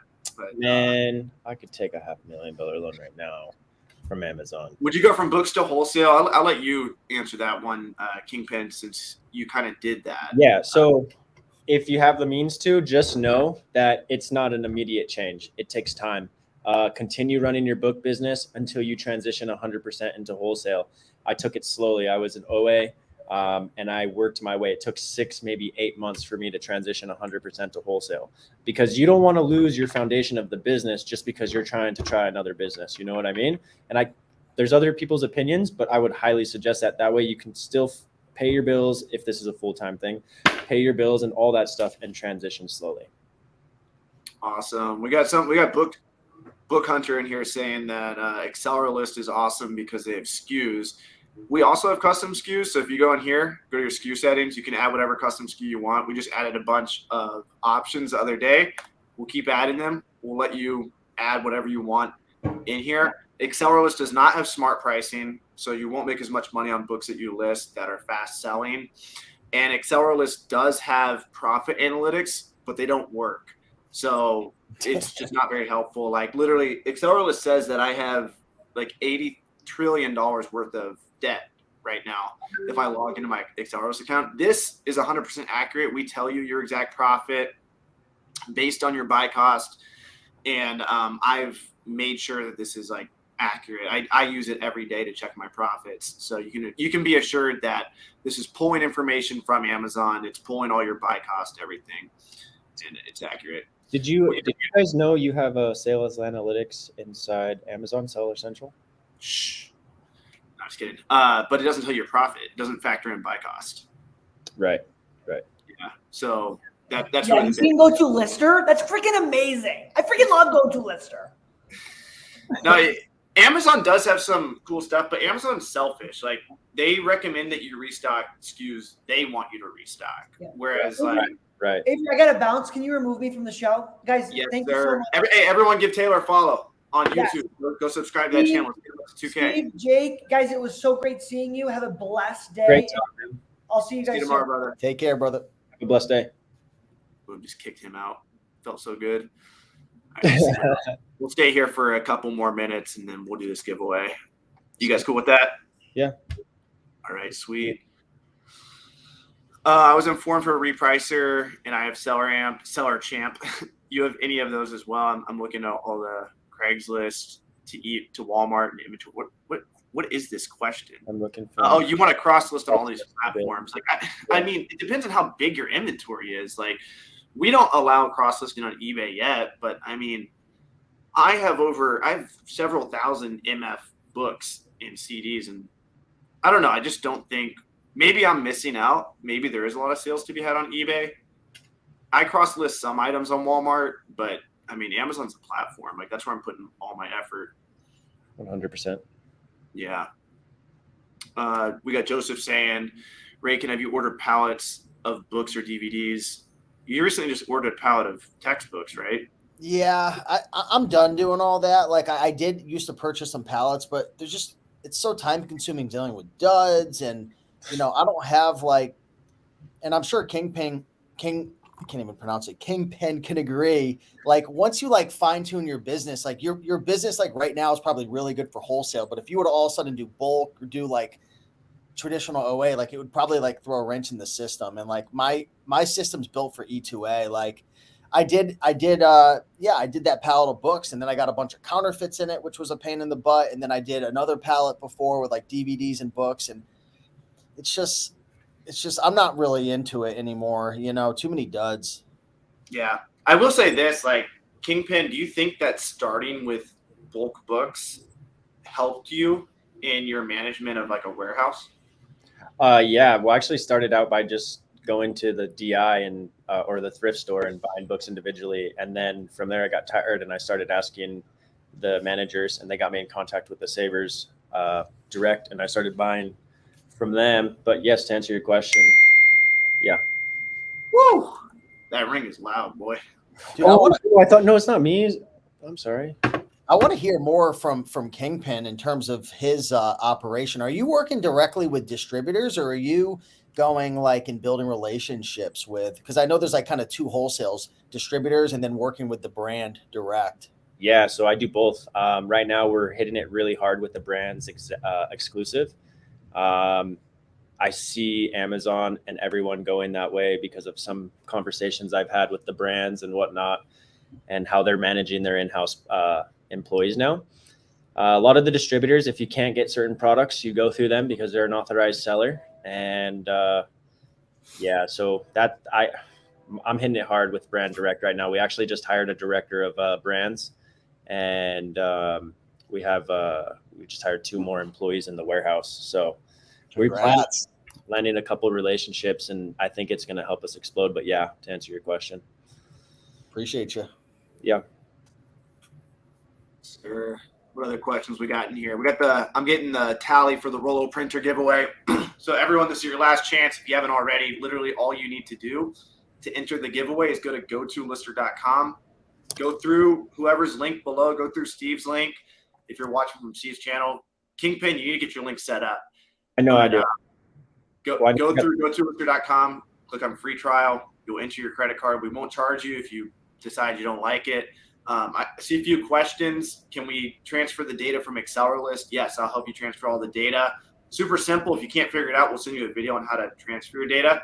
I'll hop on a one-on-one call with you and just show you how to quickly upload a CSV file. And then we also have another question. Somebody was asking, does it work for items other than books in media? Yeah, this literally, if the item exists on Amazon, we let you list it. So this is for wholesale products, OA products, books, everything. GoToLister only works for a book, says Joseph. That is not true. It works for all products. I literally use GoToLister to list like all my wholesale Same here. And you know, I've been using GoToLister to give a little plug for you. I've been using it for what, 5 months now? It was hard for me to switch over because I'm the type of guy, I get comfortable with my tools and systems, but he switched me over. And I'll say right now for sure, I really do like the smart pricing feature. It is a lot faster. It's a lot quicker. It's a very easy interface. And yeah, I know I'm plugging you pretty hard, but you know, as a friend, but also as a business partner and as an affiliate, it is really, really good for sure. You know, I like it. I do appreciate that. So we're going to be doing a Rollo printer giveaway for everyone who decided to enroll in GoToLister today, who decided to invest. And so let me pop this up on the screen. If you look here, this is what a Rollo printer looks like. Would you guys agree? Kingpin, I don't know what printers you use. I know, Steve, you use a Rollo, and we're both super anti-Dymo now. GoToLister does work. I hate Dymo. Yeah, I hate it too. Just like, it just doesn't work half the days. And then, yeah. Dude, remember when I tried to start using GoToLister? Like, obviously, you have a lot more systems, and I know you have like that software to help. But man, I couldn't get Dymo to work, and I moved to Rollo. Boom, 5 seconds. Yeah, it's crazy. I'm probably just stupid, but I couldn't get it to work. Kingpin, what you using? Rollo and Dymo, but I use Dymo for labeling the FN SKUs and Rollo for all the other labels. Yeah. Sweet. But I want to go to Zebra. Why is that? High production. It's faster. Faster? Yeah. Dymos are actually pretty fast, but I don't know. I just don't think speed is that important for maybe for wholesale. It's more important. All right. Sarah's got a question. She's saying, where do I find business help registering as a nonprofit, business license, etc.? Not sure if I need a new EIN number. Any suggestions? I wouldn't overthink all that stuff. And you're definitely not going to be a nonprofit for an Amazon business. Talk to Nick. Yeah, I mean, just join the Facebook groups. But like, Sarah, just make your profit first. Like, go out, sell some items, prove to yourself that you can make a profit. Then worry about all the other stuff. But you don't need any of that stuff you're talking about. You don't need a nonprofit, for-profit, business license, EIN. You don't need any of that. All you need is an Amazon account, and your social security number functions as a sole proprietor, EIN. essentially. And so you can operate a business as an individual. That's It's the so beauty of it. funny how people like they go out, they have no assets, they have no money in their bank account, and then they spend all this money on a business to protect their assets, and they have no assets. Yeah, Even exactly, if they did have yeah. assets, any lawyer worth a damn could pierce that corporate veil in 5 seconds and get through it anyway. So it's like it's not as great as people think it is. Kathy's saying she's having trouble finding the credit card page. I mean, I can walk you through it real quick, Kathy. If you go here, click on start free trial, enter your name here, email, make your password, and then your payment info is when you click on go to step 2, it'll take you to the payment info. Perhaps we need to make that page a little simpler. Me and Steve were talking about that. Optimizing those checkout pages. Did Kingpin just say he's got to run? Kingpin should do a video on Smart Scout. You I should have one from like 2 years ago. It's detailed. I mean, if you guys check it on YouTube. Yeah, go to his channel. He's Another one. got one now. Watch it after this live stream. Did you say free labels from UPS? Yes. They don't make it easy, but if you go to the UPS website, set up a business account, you can get free labels for life. That's just the labels for the boxes. That's not labels for the books. You still have to pay those. Kathy said you found it. All right. Everyone get your emails in. We're going to do this giveaway. So far, we got 28 people in this giveaway. If anyone just signed That's up. it for a $200 Rolo? That's what I'm saying, man. There's a high chance. Can I enter? I'm just You kidding. can enter it, man. Dude, You got to get your GoToLister account set up, though. man. Do I have Only in America. to? All right. Almost ready for this. Can someone make a video and send a new book scouter on Scout IQ, like showing what to do and how to do it? I don't know what they do.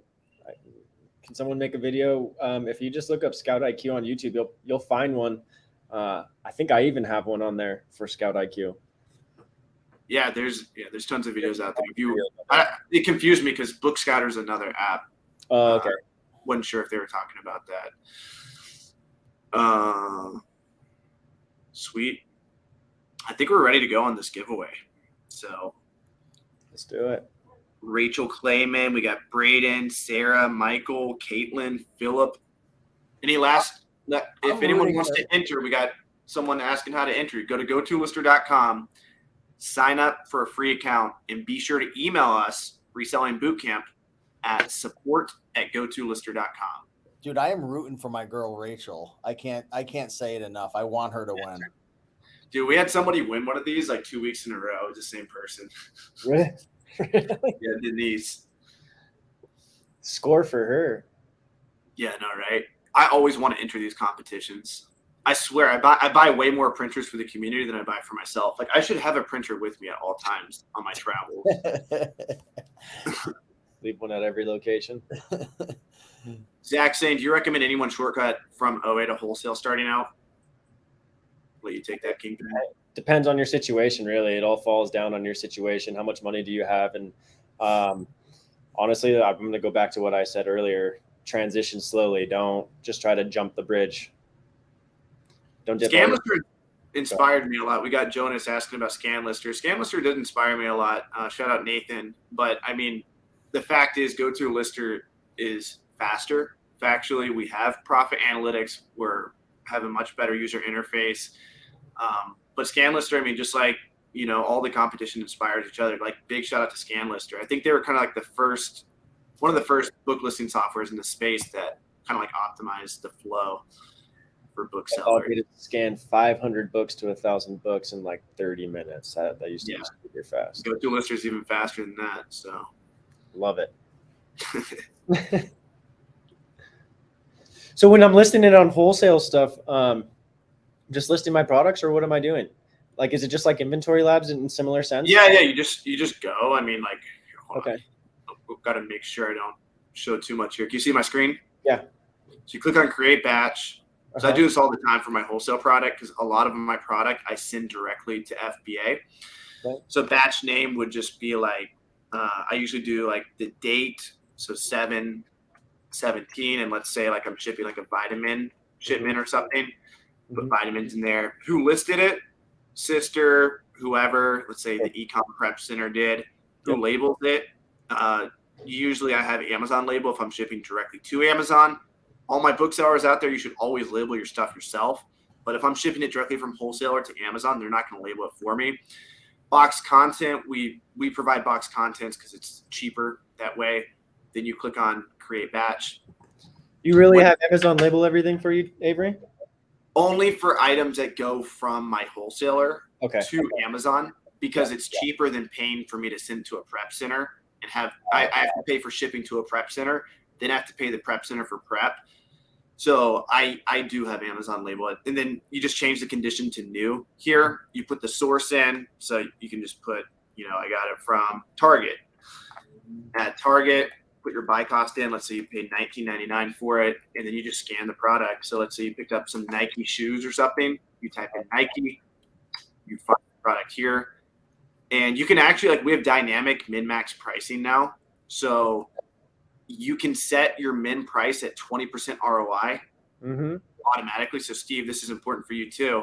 You can automatically, I know Steve, I think you have your min prices already set, but this sets it at, if you enter your buy cost correctly, this sets it at 20% according to that buy cost.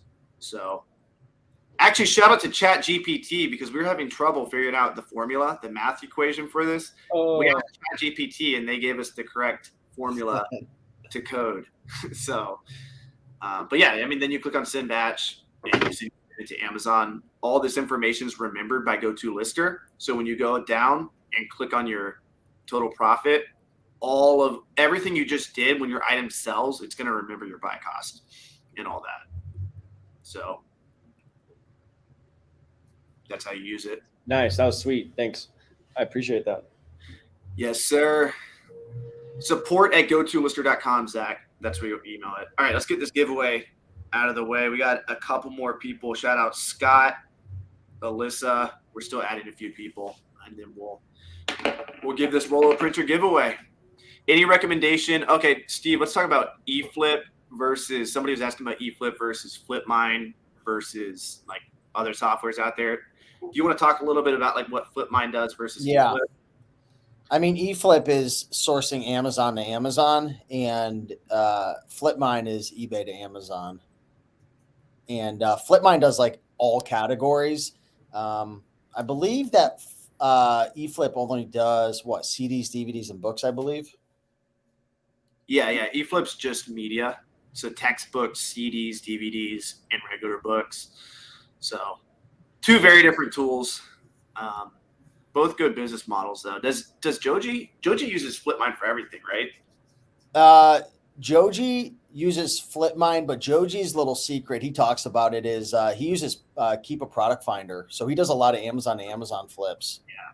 And honestly, a lot of these softwares are just using Keepa's API anyway. So don't sleep on Keepa, guys. Keepa's amazing. Maria signed up. What now? If you signed up and you emailed us at support@gotolister.com, we'll put you in the drawing. We got 32 people so far. We're still adding a few more people. So we'll do this giveaway any minute now. Is there a FlipMine code? Do you have one, Steve? Yeah, Rakin, just my last name, and that'll take 20% off for you. So appreciate the support. Heck yeah. Maria's one of your followers, she says. Appreciate you. Yeah, I actually had an hour conversation with the owner of FlipMine today, man. I love talking to these guys. They're just, it's amazing. Yourself included. It takes a special person to create a software. It really does. Let's see what business spreadsheets do you use? I used to use a tracking spreadsheet. I still use a tracking spreadsheet from the Book Flipper for consignment payouts. And then I have a few personal ones myself. If you guys are doing wholesale and you want a spreadsheet for checking your restocks, I built one. It's super simple. It's compatible with GoToLister.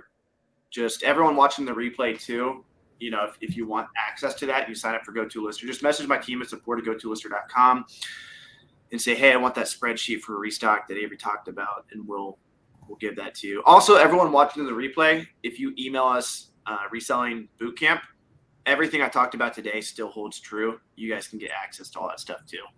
So the 45-day trial, my course, all that is included. My local thrift store is getting a trailer load of stuff at least once a week. Amazing amount of stuff coming through daily. Good place to learn, experience scanning books, CDs, and DVDs. Yeah, fresh inventory is the best inventory, guys. The sales I get from Walmart on items either aren't listed on Amazon or out of stock. What's your experience with? Are you doing a lot of cross listing, Kingpin? Are you having success with Walmart sales? Yes and no. It depends on the category.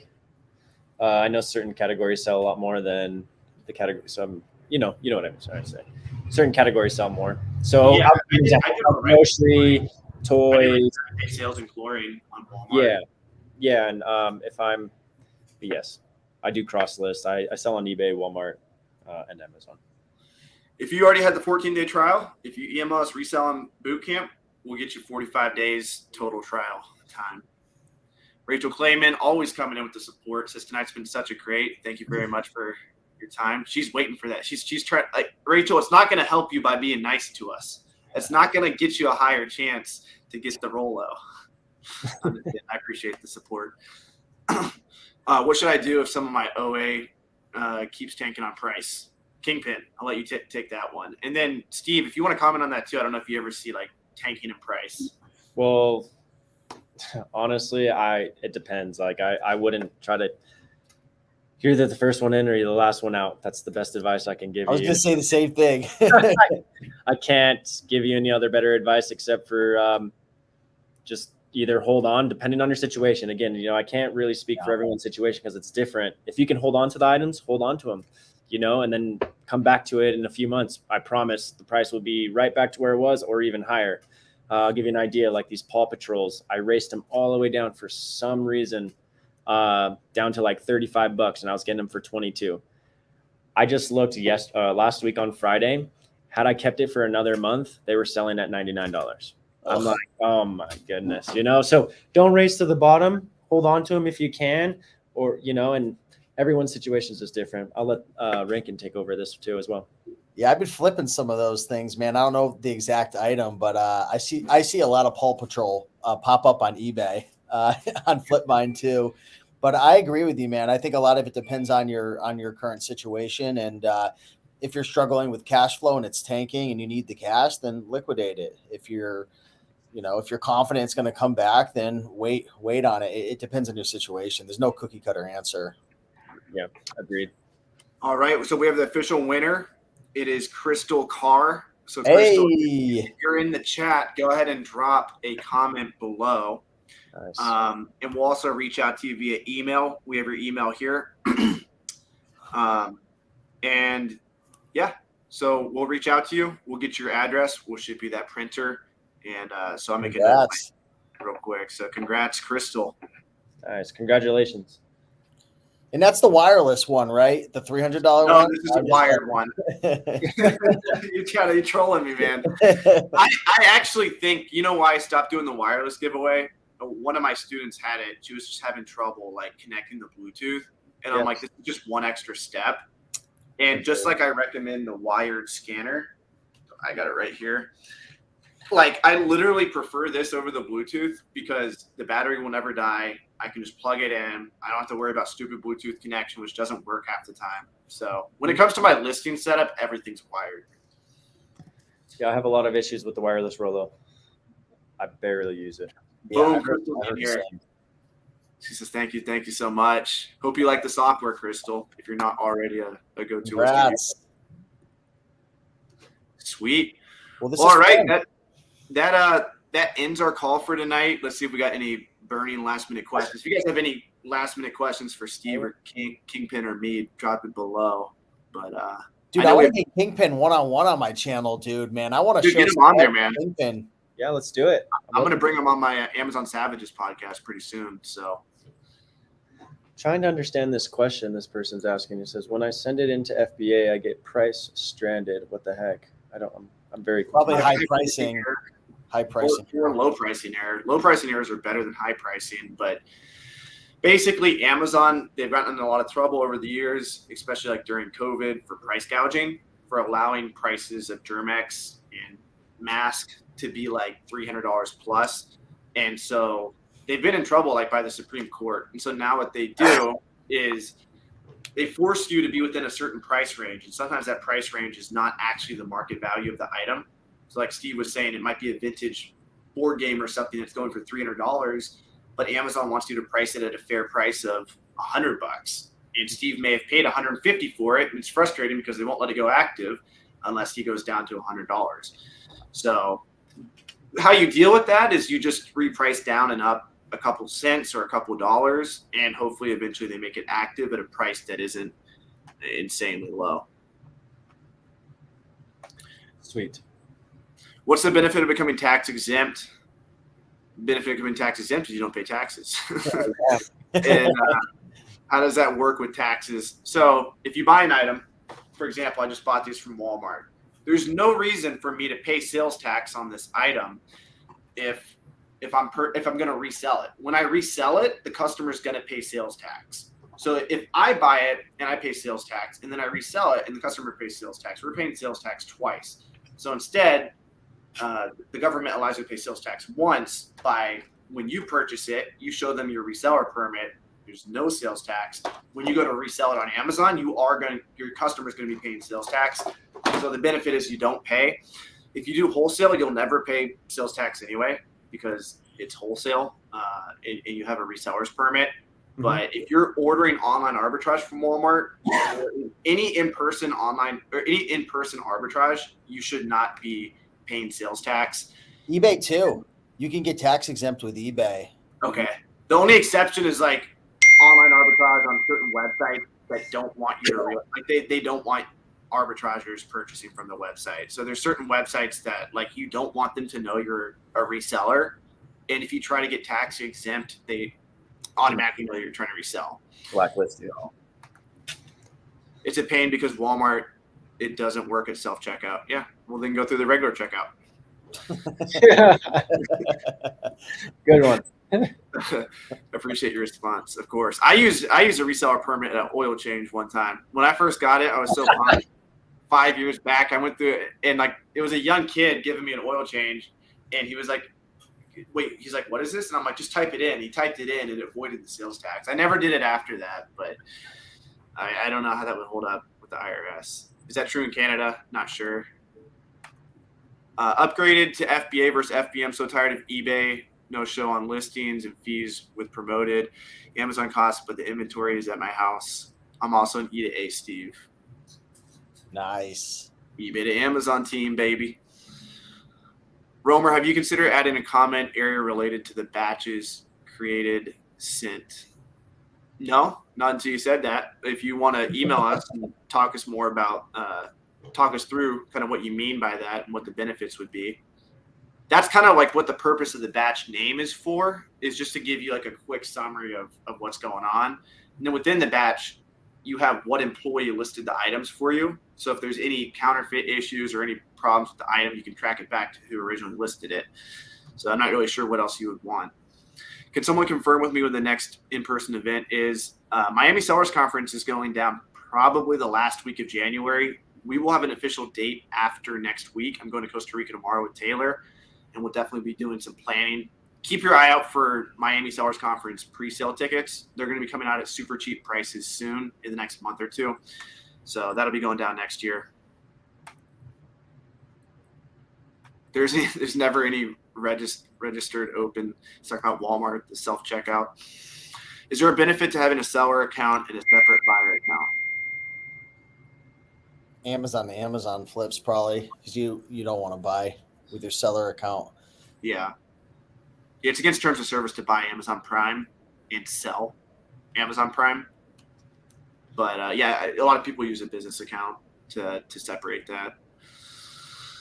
How to use a reseller's permit at online websites. Kingpin, maybe you can expand on this. Steve said you can use it on eBay. Do you have to like upload something? Yeah, if you go to rakeandprofit.com/tax, it's just a redirect. It goes right to the eBay website where you just have to, for every state, there's different things that they need, like a reseller permit, or it just depends. They'll ask you for a couple forms, you send it over, and you'll be tax exempt for eBay, but you obviously want to use it just for business. So use it for buying personal. Same deal with Walmart, but I know a lot of websites, they don't want you uploading anything because they don't want you reselling from their website. You have any insight on that, Kingpin?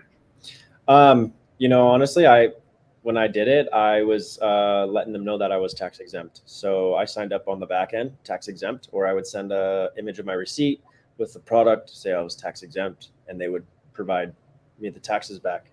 Walmart, it's tied to your online account. So from there, it doesn't matter if you buy online, but when you go into the store, like the guy said, you do have to go to the register. You can't go to self-checkout. Excuse me. But we got maybe asking, is there a quick way to calculate FBM shipping? Generally with CDs, DVDs, and books, at least in my business, it comes out to about $4. Would you agree with that, Steve? MF, or you don't really do MF? I don't do. Yeah, I'm the last person to ask about MF. I don't know much about it. What about you, Kingpin? What do you use to estimate MF shipping? Like, how do you like if you're going to buy an item with different dimensions and weights? How do you estimate the shipping? So to be honest, to give you kind of like a short, sweet answer, I educated myself on all of the shipping rates between USPS, UPS, FedEx, and that was it. And I learned flat rate versus media versus ground, and then I determine it like that. And basically, you can also, if you use that sheet, that's your cheat sheet. Really, is reference those, and that was the quickest way for me to find out. Or use Pirate Ship or Shippo, But over time, you kind of just guess it, and you're able to estimate. Like the other day, I shipped out. I'll give you guys an idea, like some chlorine, and my buddy shipped it UPS, but I shipped it in a flat rate medium box, and it saved me $12 or $15. So, things like that are what you can do. So if you study those sheets, you'll understand flat rate. You can send anything up to 50 pounds, anything international up to 70 pounds, as long as it fits within that specific size. And so that just educate yourself, educate. That's the best answer I can give you. If you guys ever have big items, 15, 20 pounds plus that you need cheap shipping, merchant fulfilled on, hit me up. I have really good FedEx rates. Just hit me up in the Discord or email us at info@restrictedinventory.com and we'll hook you up with some good rates. How do booksellers respond to increased removal fees without tanking prices? Great question. Sometimes it's going to be better to sell at a loss, Leslie. So first of all, send in better inventory. Don't send in crap. But then when it comes down to it, it's better to sell your book for $6 and lose $1.50, have Amazon charge you $1.50 in fees because you sold the book at a loss, than it is to pay the $2.83 removal fee. It's $2.83 to remove items, which is ridiculous. So the answer, Leslie, is have a good sourcing system. When you send items in, have your minimum price set, hold that minimum price probably for 90 days. But after 90 days, I would aggressively reprice. And then when you get towards the very end of the book's life on Amazon, either liquidate it, which can be less than removal fees, or just sell it at a loss.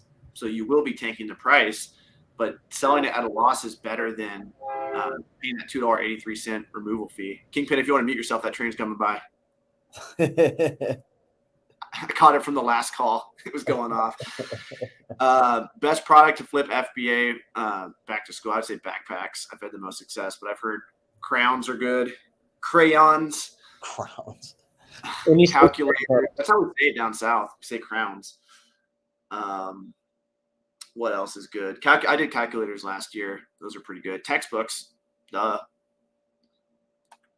Kingpin would probably have a good answer on that, but he's not on the camera. Any of you guys do private label?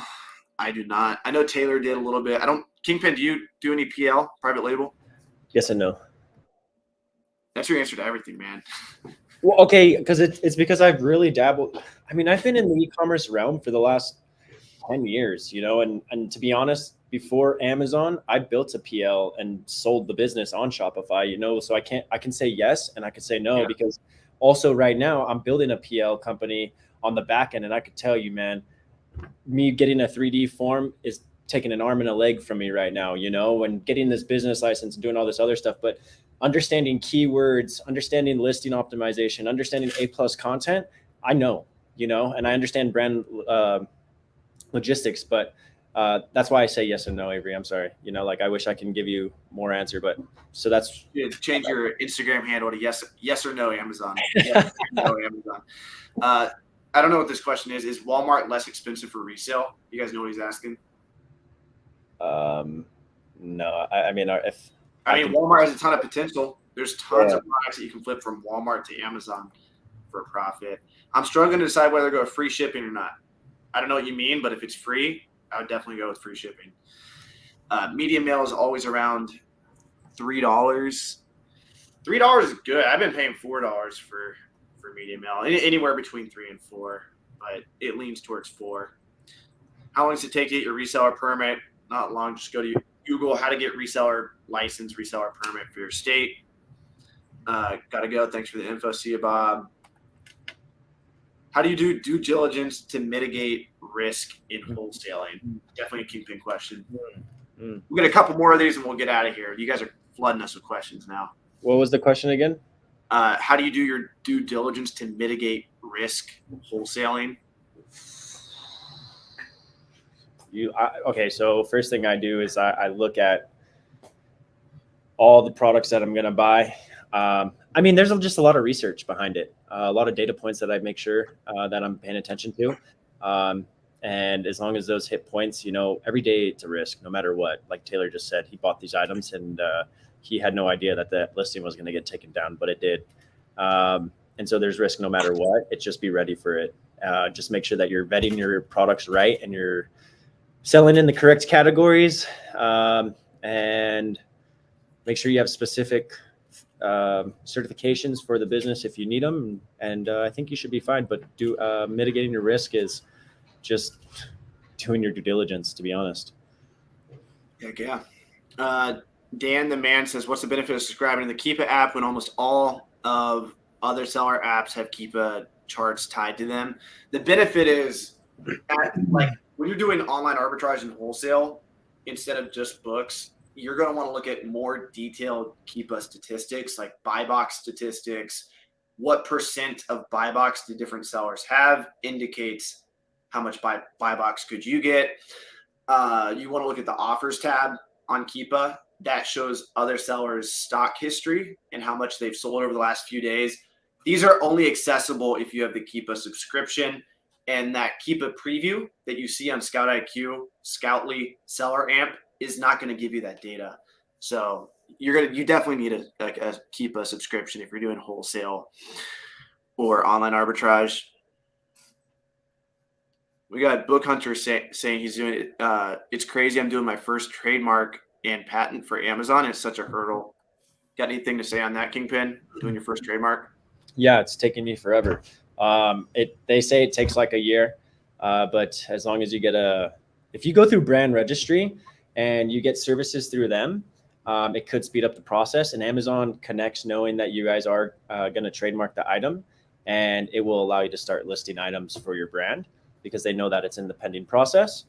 If you go trademark and then you try to register it with Amazon, it's a lot of work. But are you willing to talk a little bit about in wholesale how you can create a trademark for a brand that already exists? But you're talking about in the group chat, our private group chat that we have, that if you add something to like almost like a bundle, then it does become your own brand. Can you talk a little bit about that? Yeah. So let's just say I trademarked Jacob and I bought I don't know, let me see. Skateboard. An emergency product, right? And I decided to add my own little measuring cup to it. Well, now this product, this item is my product. It's trademarked under Jacob because I added this. Can the brand get onto you for that? No. So you're listing it under a different brand. Yeah, which is my brand, which is my product, right? I'm just adding value to the product. That's next level. So when I was doing OA a lot, there was a specific product I was selling. An example here, as a matter of fact, this is the product. I was selling tons of these products, and I didn't know this, but it was a wholesaler's brand, and all he added was like some cloth, like I told you in the chat, and gave me an IP and a trademark infringement. And I couldn't do anything about it because I didn't have a cloth and it wasn't my brand. Yeah, I'm wondering how far you can take this though. Like I'm thinking like if I was selling textbooks and I just put like a pencil with the textbook and I put that this is my brand, we'll just call it like Romer's Books or something. Like I feel like Pearson would find a way to get me shut down. Probably, but you can run a long way. You can run a long way with that. Gotcha. That's the next level technique. Is the $2.80 just for books? It's probably more for other items. Do you have any insight on what removal fees are for items outside of books? Boys, I gotta run. It's Okay, yeah. Yeah, I have a call right now, so I gotta roll out of here. Nice meeting you, Rankin. Hey, you too, man. We'll Later. Kick him out. Appreciate you, Steve. Yeah. Is there any condition or any Canadian software that works good? I don't know anything. Not sure what you're talking about. Are you talking about sourcing? Are you talking about listing? Sorry, for scanning books. I think Scoutly works up there. Not 100% sure though. Offering free shipping or not. Oh, I do. I personally do free shipping on all my products, and we reprice based on other people's shipping costs. It's the same difference. Yep. So it's I don't know if it's better to have free shipping or if it's better to show the shipping. What do you do, Kingpin? There's preferences, right? So again, if you understand that mailing logistics, sometimes customers are inclined to see the smaller price on the item and they don't care about paying shipping. Some customers, they want to live the prime lifestyle. So if you offer free shipping, you're more likely going to get the item sold. Or if you have heavy items, for example, you can do a lower price on the item and fit it into a flat rate mailing box and show that they're going to get it in 1 to 3 business days. So it's quicker shipping, like prime shipping almost, Mm-hmm. Right. So yeah. Smaller items I paid 97 cents. Yeah, back in the day it was 50 cents for books, and now it's upwards of $2.87. Crazy. All right, sweet. That is it for tonight, guys. Thank you so much, Kingpin, for coming on. Again, guys, go subscribe to Kingpin. His channel is below. Go subscribe to all those other speakers. We had Warner, Rakin, Taylor. Go follow them on all social media. They're on all platforms. We'll be doing something like this again soon, so be sure to be subscribed to us, and we'll keep you updated for events like this in the future. Hopefully we'll see you in Miami one day, MiamiSellersConference.com. And thanks everyone for everyone who invested in GoToLister, the fastest listing software on planet Earth. And guys, much love. Peace out. See ya.